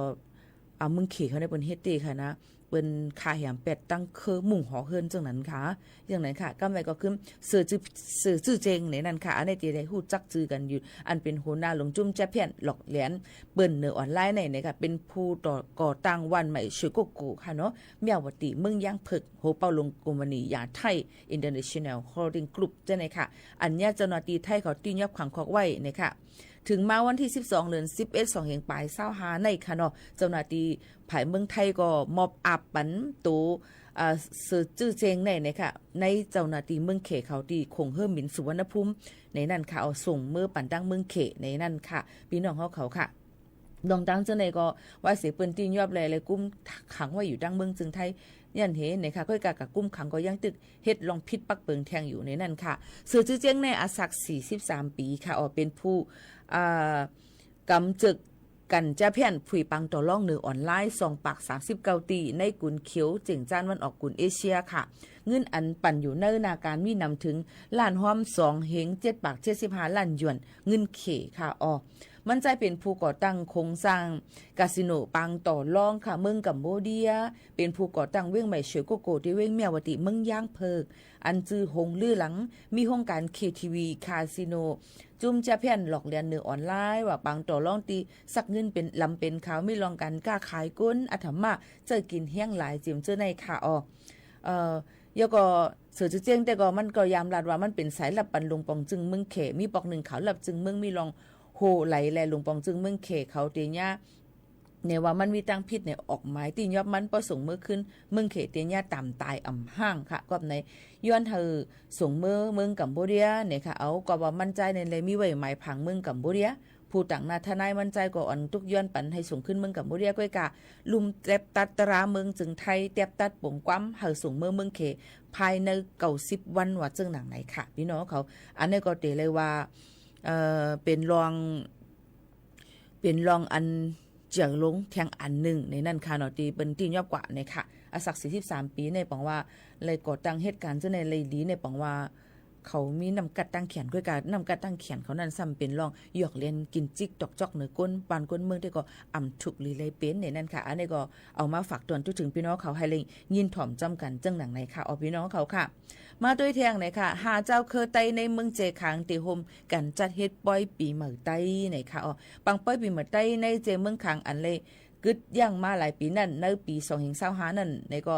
เดี๋ยวหาเจ้าเคอไตติโฮมกันเฮ็ดสร้างกว่าขึ้นไหนค่ะปีใหม่ใต้ในเมืองคางในติเฮ็ดในปืนตีเผามันเสไปมก้าเจ้าเคอไตหลายเจอหลายเคอก็มีแผนการติโฮมกันเฮ็ดปังป้อยไหนค่ะภูมิปุนพรเขาก็ลาดว่าเฮาติเฮ็ดปังป้อยปุ่นดาเคอไตหาเคอมาโฮมกันเสเฮ็ดป้อยปีใหม่ไต้เนี่ยโหเปาก็ว่าเคยเฮ็ดคึกต้อนเนี่ยค่ะก็นั่นแหละตีเจเมืองขังนั่นในปี2เฮงปลาย15ต่อถึง2เฮงปลาย19และเฮ็ดปังป้อยปีใหม่ไต้อันหลายๆคือมาโฮมเฮ็ดกันเฮ็ดจันเจเมืองกึนคือแค่มาแต่เสตะไหว้เสตั้งเป็นยอดกะ4โควิด19เดี๋ยวก็ตับซื้อก็ซิมอำนาจเมืองกว่าเดี๋ยวให้อำเป็นเฮ็ดป้อยเฮ็ดล่ามใหญ่หลวงมาค่ะตีทุ่งนองหลวงเนี่ยค่ะในก็จะเว้งเมืองย่างเมืองไก่ย่างในก็ติเฮ็ดป้อยลูกเข้าเหมือนนำใหม่และป้อยปีเหมือนไต้กว่าดีเจเมืองขังนั้นมีเจอเคอไต้เหมือนหนังไต้แหลงไต้เหนือไต้สาไต้คำตีไต้หลงเลยเจ้านั้นอยู่เศร้ามาเจอมือมื่นซึ้นกว่าค่ะก็ได้เป็นเจ้าหนังในค่ะเนาะตอนน่ะพี่น้องเจอเคอไต้เฮาค่ะนั่นเนี่ยก็มีเป็น30ปลายนั่นค่ะเนาะเอามาได้เป็นไต้สาไต้คำตีไต้เงียนไต้ลำไต้ผาเกไต้อาซัมไต้ลือไต้ขึ้นไต้ย่องนำเนี่ยค่ะย้อนนั่นแหละข้อความบางอันเฮาค่ะได้ลัดแปลกเปิงกันนี่นั่นค่ะเสตาก้อยกะยุ่มยามมาเขาก็ได้เป็นไต้เจอเคยเลียวกันอยู่เหมือนกันในนั่นค่ะนี่ก็มาฝากตวนจู้ถึงพ่อแม่พี่น้องเขาให้เล่นยินถ่อมจ้อมกันในตอนการเฮาขาตีในจึงหนังในค่ะสืบหรือเฮาหรือเจอถ่อมด้วยเพียงความหวานหูถูกเจออันทางเฮียนมาฝากตวนจู้พ่อแม่พี่น้องเขานั่นในก่อนค่ะ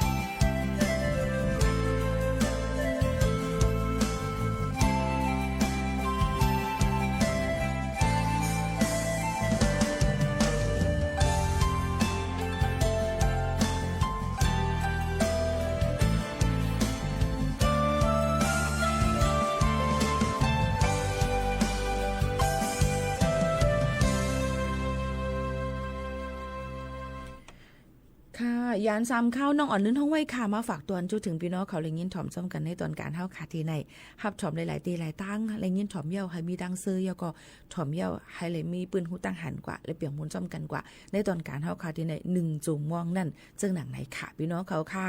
ถึงมาในข้าวที่บางทีก็ใหม่บางทีก็กัดบางทีก็ฝนตกซึ่งหือก็หลีค่ะใน1วันเปลี่ยนหลายข้าวนั่นถูกได้ลุกล้อมด้วยถึงไปอยู่หรือเฮาค่ะให้มีแห่งกำขำอันลีตั้งเปลี่ยนอันมาในข้าวกัดในก็จะเป็นตั้งเป็นไข้วัดตั้งเป็นไข้วัดใหญ่ตั้งเป็นหนาวต้องฮีต้องกว่าตั้งเจ้าในคาเนาะพี่น้องเขาค่ะถูกรีฟังไว้เยอะก็เพราะว่าข้าวกัดมาในหรือซื้อตาครีมโลชั่นไอ้มันเฮ็ดให้เนื้อหนังเฮาค่ะนั้นอ้วนนุ่นซ่าเจ็บแสบแตกนั่นขนาดไหนในก็ลือเฮออิ่มเต็มกินตั้งกินอันมันเต็มทนหาเนื้อนมไข่เนี่ยเนื้อนมไข่ปลาพักเยือนนางเขียวเนี่ยค่ะนอนรับอิ่มเต็มออกปันลองเรียนแห้งปันหนังฮือลองกำขามเฮาค่ะพอดีเฮกังไรกูสำแสนเปิงในค่ะนี่ก็เอามาฝากตอนจนถึงพี่น้องเฮาเขาในค่ะพี่น้องเขาตีกว่าที่เลยตั้งไรฟังกันไว้ค่ะตาเหลียวในเพิ่นก็ดีมีลองกดจัดกดทัดด้วยลองวัดลองไว้นั่นคือบ่ติถูกเมียนเฮาก็หลุเลยหางแฮนไว้ในค่ะโยก็เพิ่นก็เปิดปันตื้อตั้งให้เจ้าซื้ออันเป็นวัดพาสปอร์ตหมดอายุ4นั่นต่อวัดต่อไว้กันให้เยาตูในค่ะโยก็ควักปันข้าวย่ำให้อยู่เท่าถังทั้งเมืองซึ่งไทยเลยกว่าแทงยันปูวานย้ำพองจะเหลียวไผ่ก้มการจัดหางานมีหลองคองคำลองเฮ็ดวัดเฮ็ดไว้จำเจ้าในค่ะเนาะพี่น้องเขาก็อดเรียนกันอีกอ่อนนึงจ้าเจออันเป็นก้นอันมาเหม่อไปมีอีสังนั่นในก็รู้เลยห่างเฮียนเงินต้องกันไว้นะคะป้าเปิด5เฮ็ดเดียวนี่ก็มันติง่ายโดนแต่เฮาขะก็คำว่ามีเงินตั้นเนี่ยจำเจ้าในทำเป็นปัญหาใหญ่ลงเทียงอันนึงในนั่นค่ะพี่น้องเขาเหตุการณ์จอมเผาเนี่ยก็นายจังก็เลยจอมเผาเนี่ยก็อยู่ที่นั่นเพราะว่ากดใจกดทัดด้วยเนี่ยมันแม่นอองตีแม่นตั้งนั้นก็เหตุการณ์ป่นหรือสิอันเฮาลงซื้อเสียนสายไหมกว่าไว้นั่นเนี่ยมันก็ตีหยาบตอนตาเฮาขะจังไหนค่ะรายงานตัวก็10วัน1ปอพาสปอร์ตจองไปหมดอายุวีซ่าหมดอายุ5ไว้กำแกนป้ายอยู่ดีจองไปหมดอายุหลูเลยกดใจกดทัดด้วยหังเผอหังมันวัดเผอวัดมันในนั่นค่ะบ่ถามว่าวัดคาลู่จ่องไรวัดคาลู่จ่องไรในได้จางถามยันผู้ว่าหันหลักฐานอีสังนั่นค่ะเนาะพี่น้องเขาใครฮู้จึงหือเกี่ยวกับเลยลองวัดไว้ปื้นตีสูงไว้เขียวขอบแรงว่า10 ปีพี่น้องเขากว่าเฮ็ดติแล้วเปิ้นออกปันอันพี่น้องเขาตีเงามันติแล้วก็กว่าถามตีอำเภอตีลุ่มเจเวงจอมเจ้าหน้าที่เขาตีนั่นตีไรขอตอบอันดีสุดเดี๋ยวก็เอาหลักฐานเฮาค่ะนั่นกว่าจอมกว่าในวันอันเป็นเหตุการณ์จอมหนังลงปองจึงข้าวยาม8:00 นต่อถึง4:00 นในค่ะเนาะบ่เป็นวันดือการบางวันเปิ้นก็ลือก็อย่าไปกว่าโดดได้ด้วยข้าวยามเปิ้นเที่ยงว่าเปิ้นเหตุการณ์วันเลยเปิ้นลือวันเลยจึงหนังในเฮาค่ะโหลเลยหางเฮียนวางแผนกันไว้ลีในนั่นค่ะอยู่อำลีกินอำหวานกับฮบทบหมอยาฮบทบหมอยาอันว่านั่นบ่เป็นป้ายเจอกับห้องยาไผป้ายเจอเคียวเจ็บกับห้องยา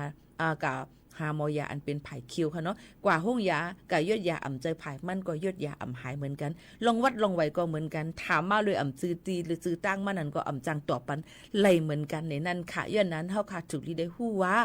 เฮาใครถามลองสังเฮาเฮ็ดลองสังอยู่ย่ำพองตาหลิวโดดถามเผอถามติตัวเจ้าเก่าอันตั้งก่อนในนั้นค่ะจงก็เลยขอตอบอันลีที่สุดตอนตาพี่น้องเขาในค่ะในข้าวกัดในพี่น้องเขาคุกจะเลยตั้งกินอีสังกันพองค่ะตอนไหนหมู่ขาวนุ่นก็เพราะเป็นข้าวกัดในแต่คุกจะเลยเกี่ยวกับเลยลองตั้งกินตั้งยำอันมาเป็นเนื้อตุงว่านังตุงว่าปลาตุงว่าซึ่งในค่ะเราตั้งกินข้าวกัดข้าวลามาข้าวปุกจีข้าวต้มงาซึ่งหนังในต้องใจค่ะเข้าเหมือนน้ำใหม่อันนี้หุงเฮผักกัดชมอ่อนเฮขึ้นมากับใส่ล้อเฮอ่อมพื้นอ่อมไผ่อ่อนเฮมันไปเกี่ยนวานอ่อมแหลดอนเส้นในค่ะเนาะพี่น้องเขาค่ะลูกคุกจะละอีสังกันพ่องในยค่ะลองฟิงยามอยู่ตั้งกินลองฟิงยางลองอยู่สร้างกินเศร้ามาในป่านสืบป่านมีมานั่นเนี่ยค่ะอยู่ที่ว่าเขาค่ะยามอยู่ที่ไหนเป็นจึงหือในนั่นค่ะเนาะย่อก็อย่าลืมค่ะลูกๆหลานๆเขาค่ะอันเกิดมาในเอามาได้เกิดที่ไหนก็เย้าหนูเลยสั่งสอนปอนปันเขาความไต้เฮาขายอย่าไปให้หลงให้ลืมนั่นคือเขาพอติฮู้จักว่าเจอหือเงินคือเขาในเป็นไต้จังไหนค่ะเนาะพี่น้องเขาค่ะในมันหล่ำดองเต้ๆนี่เอามาฝากตอนจูถึงพี่น้องเขาให้ไรยินถ่อมจ้อมกันในตอนการเฮาค่ะดีในจึงหนังในค่ะพี่น้องเขาค่ะเข้าคาลือใจถ่อมด้วยเพียงความหวานหูถูกใจกันก่อนค่ะนะจงขึ้นมาอุบโอจอมกันแทงกำนึงในนั่นค่ะในข้าวกัดในค่ะพี่น้องเขามันก็เรียกว่ากัดไลเจอเนี่ยมันก็ว่าจังหือกอลีเนี่ยค่ะพ ปอกัดในนะคะเนาะลูกคุกจะเลยผ้าห่มอุ่นๆเสื้อหน้าอ่อนอุ่นๆให้ในหลังใจค่ะโยก็อันค่าวนว่าได้ปอเข้ากัดในใกล้ๆเลยไอฮัดเชิมในค่ะนี่คันเจอเนี่ยโยก็คอเจ็บอ่ะตั้งเป็นเจ้าไหนใกล้มีมารู้ล้อมได้ถึงป้ายอยู่ดีกันค่ะปอห้อมฮักตัวเฮาไผซ้ำเต็มมาฮักตรงใจค่ะอันนี้ลำลองหรือสิเปิ้นค่ะพี่น้องเขาหรือใจถ่อมด้วยเพลงความหวานหูถูกใจกันก่อนค่ะ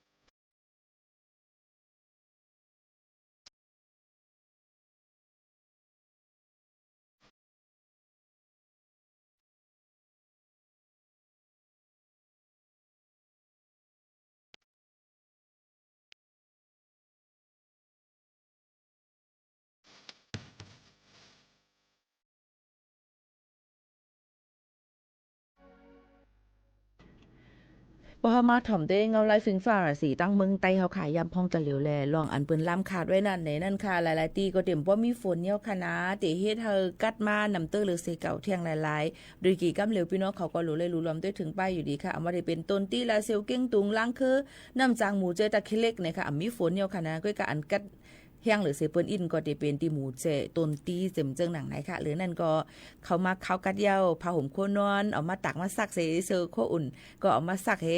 ผ้าห่มตีซื้อตีนอนจังได๋ก็ลูกใกล้ๆซักปันหรือเลยรู้ลำได้ถึงลองมดเสยเซียนเสยค่ะเพราะเฮาค่ะไปใกล้ซักมันน่ะในจึงว่าติมีฝุ่นติมีมงมีแมงติเฮ็ดแล้วค่ะขี้จามมาไอมาจังเป็นฝุ่นเฮ็ดให้เฮาคาอยู่ในกลิ่นหวานไหลในค่ะลองมดใส่เส้นใส่ในอ่ำตับหรือกว่าติเลยอยู่ดีว่าตัวเฮาคาหรือเลยรู้ลอมไปถึงลองมดใส่เส้นใส่นั่นลีเลยใส่เปิ้นในนั่นค่ะมันก็ว่าเฮานั่นเป็นนั่นตับหรือว่าค่ะเพราะเฮามีลองมดใส่เส้นใส่ในเฮาก็ได้อยู่ลีกินหวานนั่นขนาดเนาะพี่น้องเขาค่ะง่ายๆอ่อนกุ้ยในนั่นค่ะลองตั้งซึ่งไหนฝากตวนจุดถึงพี่น้องเขาเลยยินถ่อมจ้อมกันค่ะแล้วก็ตอนต่างพ่อแม่พี่น้องเขาจะเจออันมาอยู่เซาถังตั้งเมืองจึงไทยในนะคะให้มันก็ดีอ่อนกันใครกว่าไวสาการวานะคะขับตัวเจ้านางพระสมเด็จพระบรมราชิพระสมเด็จพระบรมราชินีในนั้นค่ะพันปีหลวงเฮาค้านั่นค่ะเนาะก็ดีกว่าเปิ้นก็เปิดปันกูวันค่ะ9 โมงต่อ8 โมงกลางเนอในนั้นค่ะเอาต่อถึง9 โมงกลางค่ำแต่มีอยู่4ข้าวจ้อมกันที่เปิ้นเปิดให้กว่าไว้สาการว่านั่นในค่ะเนาะอันนี้ก็รู้ได้ใส่คนนุงตั้งไว้สีล้ำอันนั้นสีขาวห้ามใส่กลกินกับปงกินจ้ะเนี่ยอ่ำปันเสอนะคะเนาะให้ใส่ผู้หญิงก็ได้เป็นซินในนั้นค่ะให้มันนุงแคมแลบหางหลีหางงามเนี่ยค่ะซื้อแขวนปุ๊ดจ้ะเนี่ยก็ปันเสอเนี่ยค่ะรู้เลยใส่คนนุงตั้งมาอันที่มันถูกแม่นกะละเทศะมันย้อนบ่ว่ามันเป็นอองตีอันเปิ้นนับย้ำในนั้นค่ะอันนี้ก็เอามาฝากไว้ปันพ่อแม่พี่ๆน้องๆเฮาเขาเที่ยงให้เลยครับผู้จ้อมกันจะซื้อใครกว่าไว้สาคารวานั่นจึงหนังไหนค่ะพี่น้องเฮาเขาค่ะเฮาอ่อนกันกว่าหรือเจอถ่อมด้วยเที่ยงเพ่งความกันกว่าคณะมื้อนี้หมู่เขานุ่นเหมือนทาง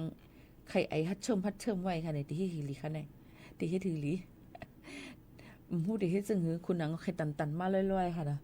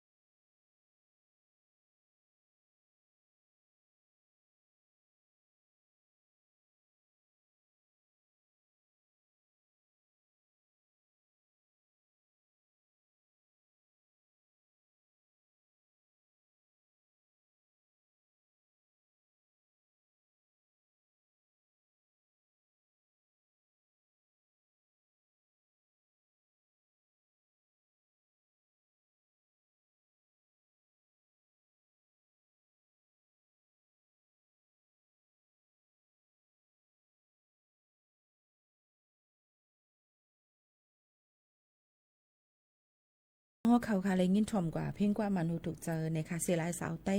ในค่ะลาวใจเหล่าปึ้งห้องไหวมาฝากตอนถึงเลยพี่น้องขอเงินกันเข้ามาไว้หลายวันค่ะยังพงตะเหลียวนั่นหนุ่มยิงหนุ่มใจในเมืองใต้กับปานเหมือนั่นใจใหญ่การจะเพี้ยนก็เปิดสั่งหลาพี่น้องเขาค่ะยันบอกว่าก็เปิดสั่งหลาตามุ่งหอเฮิรนตัวเจ้าเก่าเตอยู่รอดไหลในแก่กลางเปิ้นนั่นตื้นเตเลยจื่นคัดเจอเหตุการณ์กว่าการอันเลยสิอำว่าเพราะว่ามีน้ำเมียดน้ำต้นไหนอำซัวมีเผาเถียงค่ะเนาะย้อนว่ามีการจังมีเงินมีคำปอตัวในเมืองใต้แต่ก็อีกเหนือไปมักมีจึงเมืองแต่นั้นมันตุกเตี่ยมเสการอันอำถูกจ้อมปักเปิงก็เตื้อนำเหลืองมานำค่ะเมื่อนังการจะเพี้ยนอันเลยหาหลอกเลียนกินเงินก้นหนุ่มก้น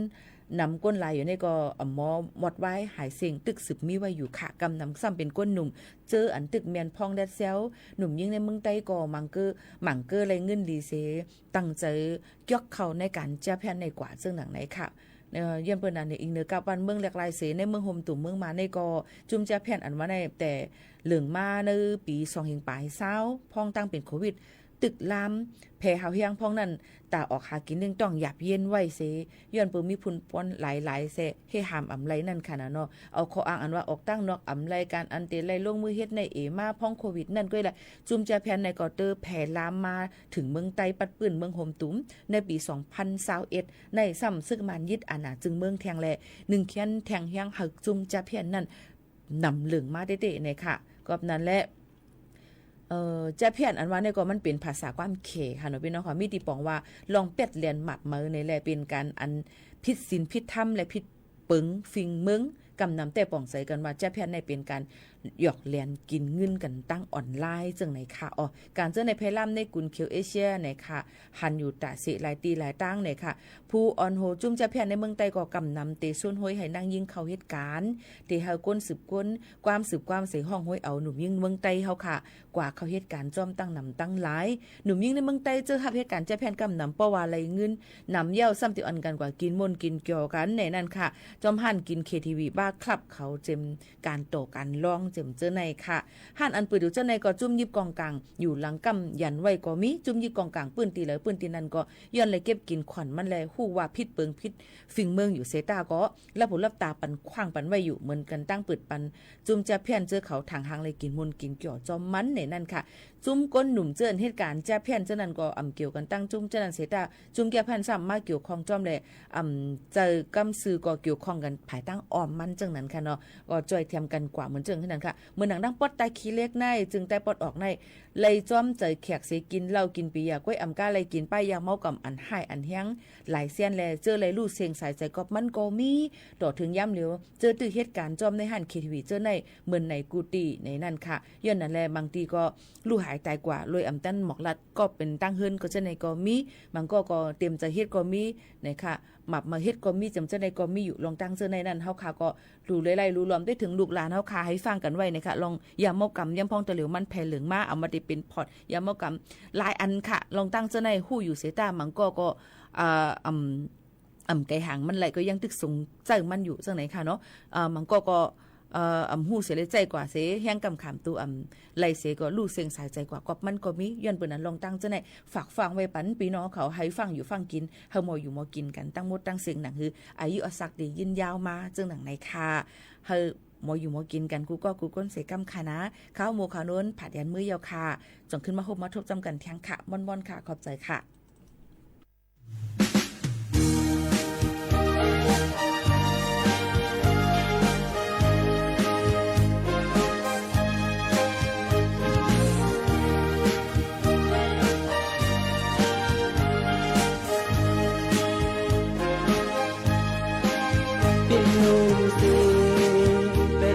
จอมตาก็เลยไปไอหมอกมันน้ำหอมห่างหมอกมันน้ำลีเขาบ่ดันสมำหัดจ้องทางอันว่านั้นจองบันตีหมอหูจองบันตีฟองเจอขึ้นหนึ่งนั้นจึงจุยดังหวานหาก็ไหลปันมาอยู่ไหลหังมันข่าวเสียดิบเย็นจีเอ้ยข้างอำไหล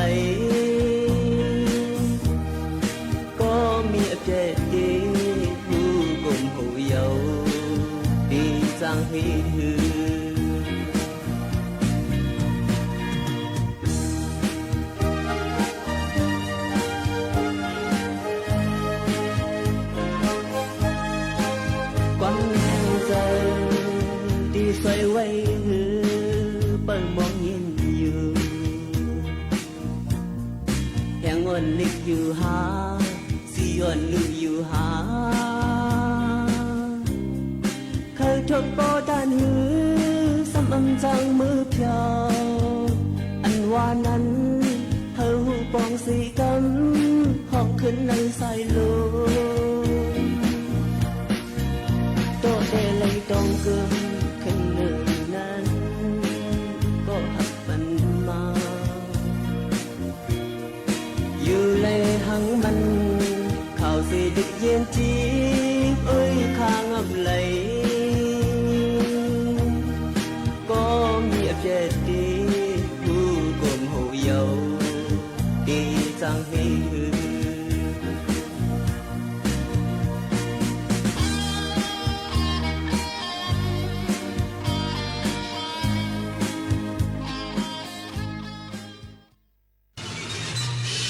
สถานีวิทยุกระจายเสียงแห่งประเทศไทยและเครือข่ายทั่วประเทศเสนอข่าวต้นชั่วโมงรู้เร็วรู้จริงเกาะติดทุกสถานการณ์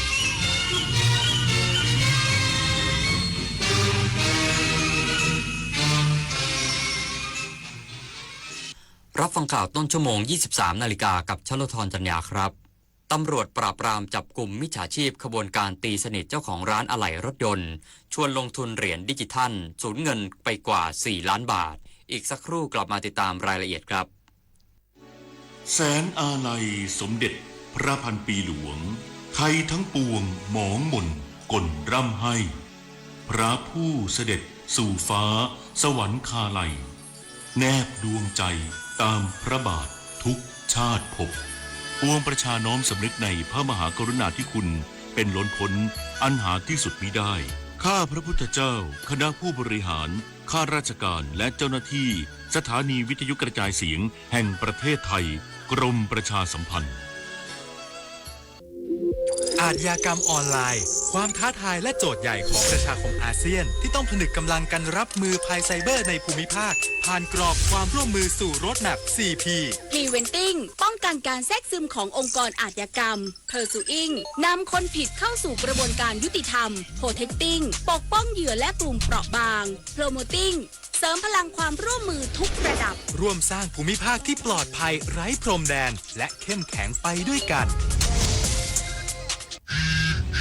ธนาคารขอแจ้งว่าบัตรเครดิตในชื่อของท่านมียอดค้างจ่ายจำนวนมากหากไม่จ่ายจะถูกดำเนินคดีนะคะชื่อของคุณเกี่ยวข้องกับบัญชีม้าตำรวจต้องตรวจสอบเส้นทางการเงินครับคุณได้รับเงินภาษีคืนนะคะช่วยกดลิงก์ยืนยันด้วยค่ะอย่าเสียเวลาคุยอย่ากดลิงก์หรือกดติดตั้งแอปพลิเคชันที่มีการอ้างเพราะสถาบันการเงินและหน่วยงานภาครัฐไม่มีนโยบายติดต่อประชาชนทางโทรศัพท์หรือการส่งข้อความถ้าเจอแบบนี้มิจฉาชีพแน่นอนครับเยาวชนคือพลังสำคัญในการขับเคลื่อนอาเซียนไปข้างหน้าประเทศไทยพร้อมสนับสนุนเครือข่ายเยาวชนอาเซียนให้แข็งแรงเป็นมิตรและรวมพลังด้วยการสนับสนุนเครื่องมือดิจิทัลและพื้นที่ให้เยาวชนได้แสดงออกลงทุนในโครงการพัฒนาเยาวชนสนับสนุนความร่วมมือข้ามพรมแดนและส่งเสริมการเข้าถึงการศึกษาทักษะสำหรับอนาคตอย่างเท่าเทียมเยาวชนอาเซียนคือพลังสร้างอนาคตตำรวจปราบปรามจับกุมมิจฉาชีพขบวนการตีสนิทชักชวนลงทุนเหรียญดิจิทัลหลอกลวงผู้เสียหายซึ่งเป็นเจ้าของร้านอะไหล่รถยนต์สูญเงินรวมกว่า4 ล้านบาทตำรวจปราบปรามจับกุมนายภากรอายุ30 ปีผู้ต้องหาตามหมายจับศาลจังหวัดชัยภูมิได้ที่บริเวณหน้าบ้านหลังหนึ่งในพื้นที่หมู่ที่5ตำบลน้ำโจ้อำเภอแม่ทะจังหวัดลำปางหลังจากมีผู้เสียหายซึ่งเป็นเจ้าของร้านขายอะไหล่รถยนต์อยู่ในพื้นที่จังหวัดชัยภูมิถูกกลุ่มมิจฉาชีพตั้งโปรไฟล์ Facebook ปลอมส่งคำขอเป็นเพื่อนเพื่อแชทพูดคุยและตีสนิทโดยอ้างว่าทำงานอยู่ที่บริษัทแลกเปลี่ยนสกุลเงินดิจิทัลแล้วชักชวนผู้เสียหายให้ร่วมลงทุนซื้อขายแลกเปลี่ยนเหรียญดิจิทัลและลงทุนเทรดหุ้นอ้างว่ามีกำไรสูงและถอนเงินได้จริงผู้เสียหายได้โอนเงินไปเข้าบัญชีต่างๆหลายบัญชีหนึ่งในนั้นเป็นบัญชีของผู้ต้องหาทำให้สูญเงินรวมกว่า4 ล้านบาทตำรวจจึงได้นำตัวผู้ต้องหาส่งพนักงานสอบสวนเพื่อดำเนินคดีตามกฎหมายต่อไปธนพร สารุณฤทธิ์รายงานจังหวัดประจวบคีรีขันธ์ประชุมหน่วยงานความมั่นคงหารือแนวทางรองรับผู้หนีภัยความไม่สงบชาวเมียนมาบริเวณชายแดนด่านสิงขรพร้อมคุมเข้มเฝ้าระวังการลักลอบหลบหนีเข้าเมือง นายสิทธิชัยสวัสดิ์แสนผู้ว่าราชการจังหวัดประจวบคีรีขันธ์ในฐานะผู้อำนวยการศูนย์สั่งการชายแดนไทยกับประเทศเพื่อนบ้านด้านเมียนมาประชุมเจ้าหน้าที่หน่วยงานด้านความมั่นคงและหน่วยงานที่เกี่ยวข้องเพื่อหารือแนวทางรองรับกรณีเกิดสถานการณ์การสู้รบในฝั่งประเทศเมียนมาบริเวณพื้นที่บ้านมูดองอำเภอตะนาวศรีจังหวัดมะริดตรงข้ามกับชายแดนด่านสิงขอนของไทยทำให้ขณะนี้มีชาวบ้านมูดองประมาณ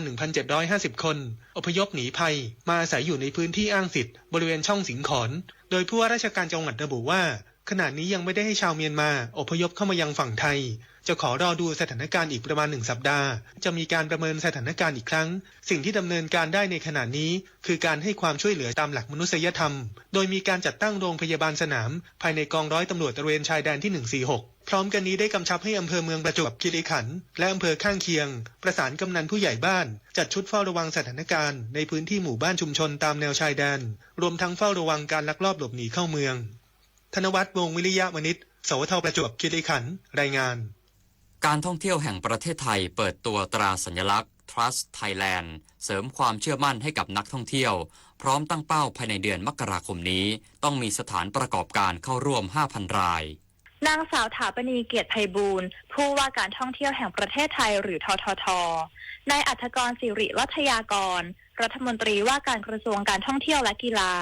และนายหยางเสี่ยวหลงที่ปรึกษาแผนกวัฒนธรรมสถานเอกอัครราชทูตสาธารณรัฐประชาชนจีนประจำประเทศไทยร่วมกับพันธมิตรและภาคเอกชน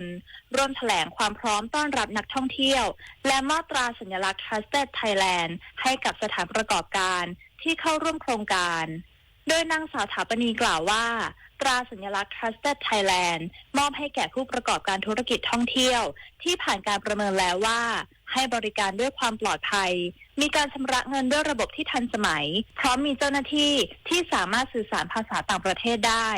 โดยขณะนี้มีสถานประกอบการที่ได้รับตราสัญลักษณ์แล้ว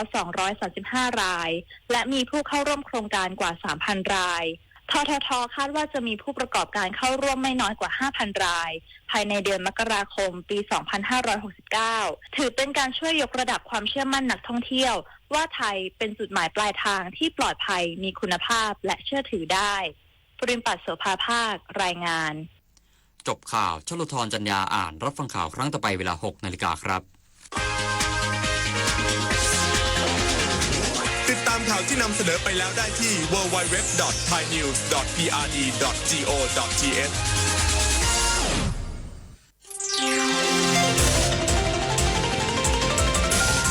วิทยุแห่งประเทศไทยให้ความรู้คู่ความสุข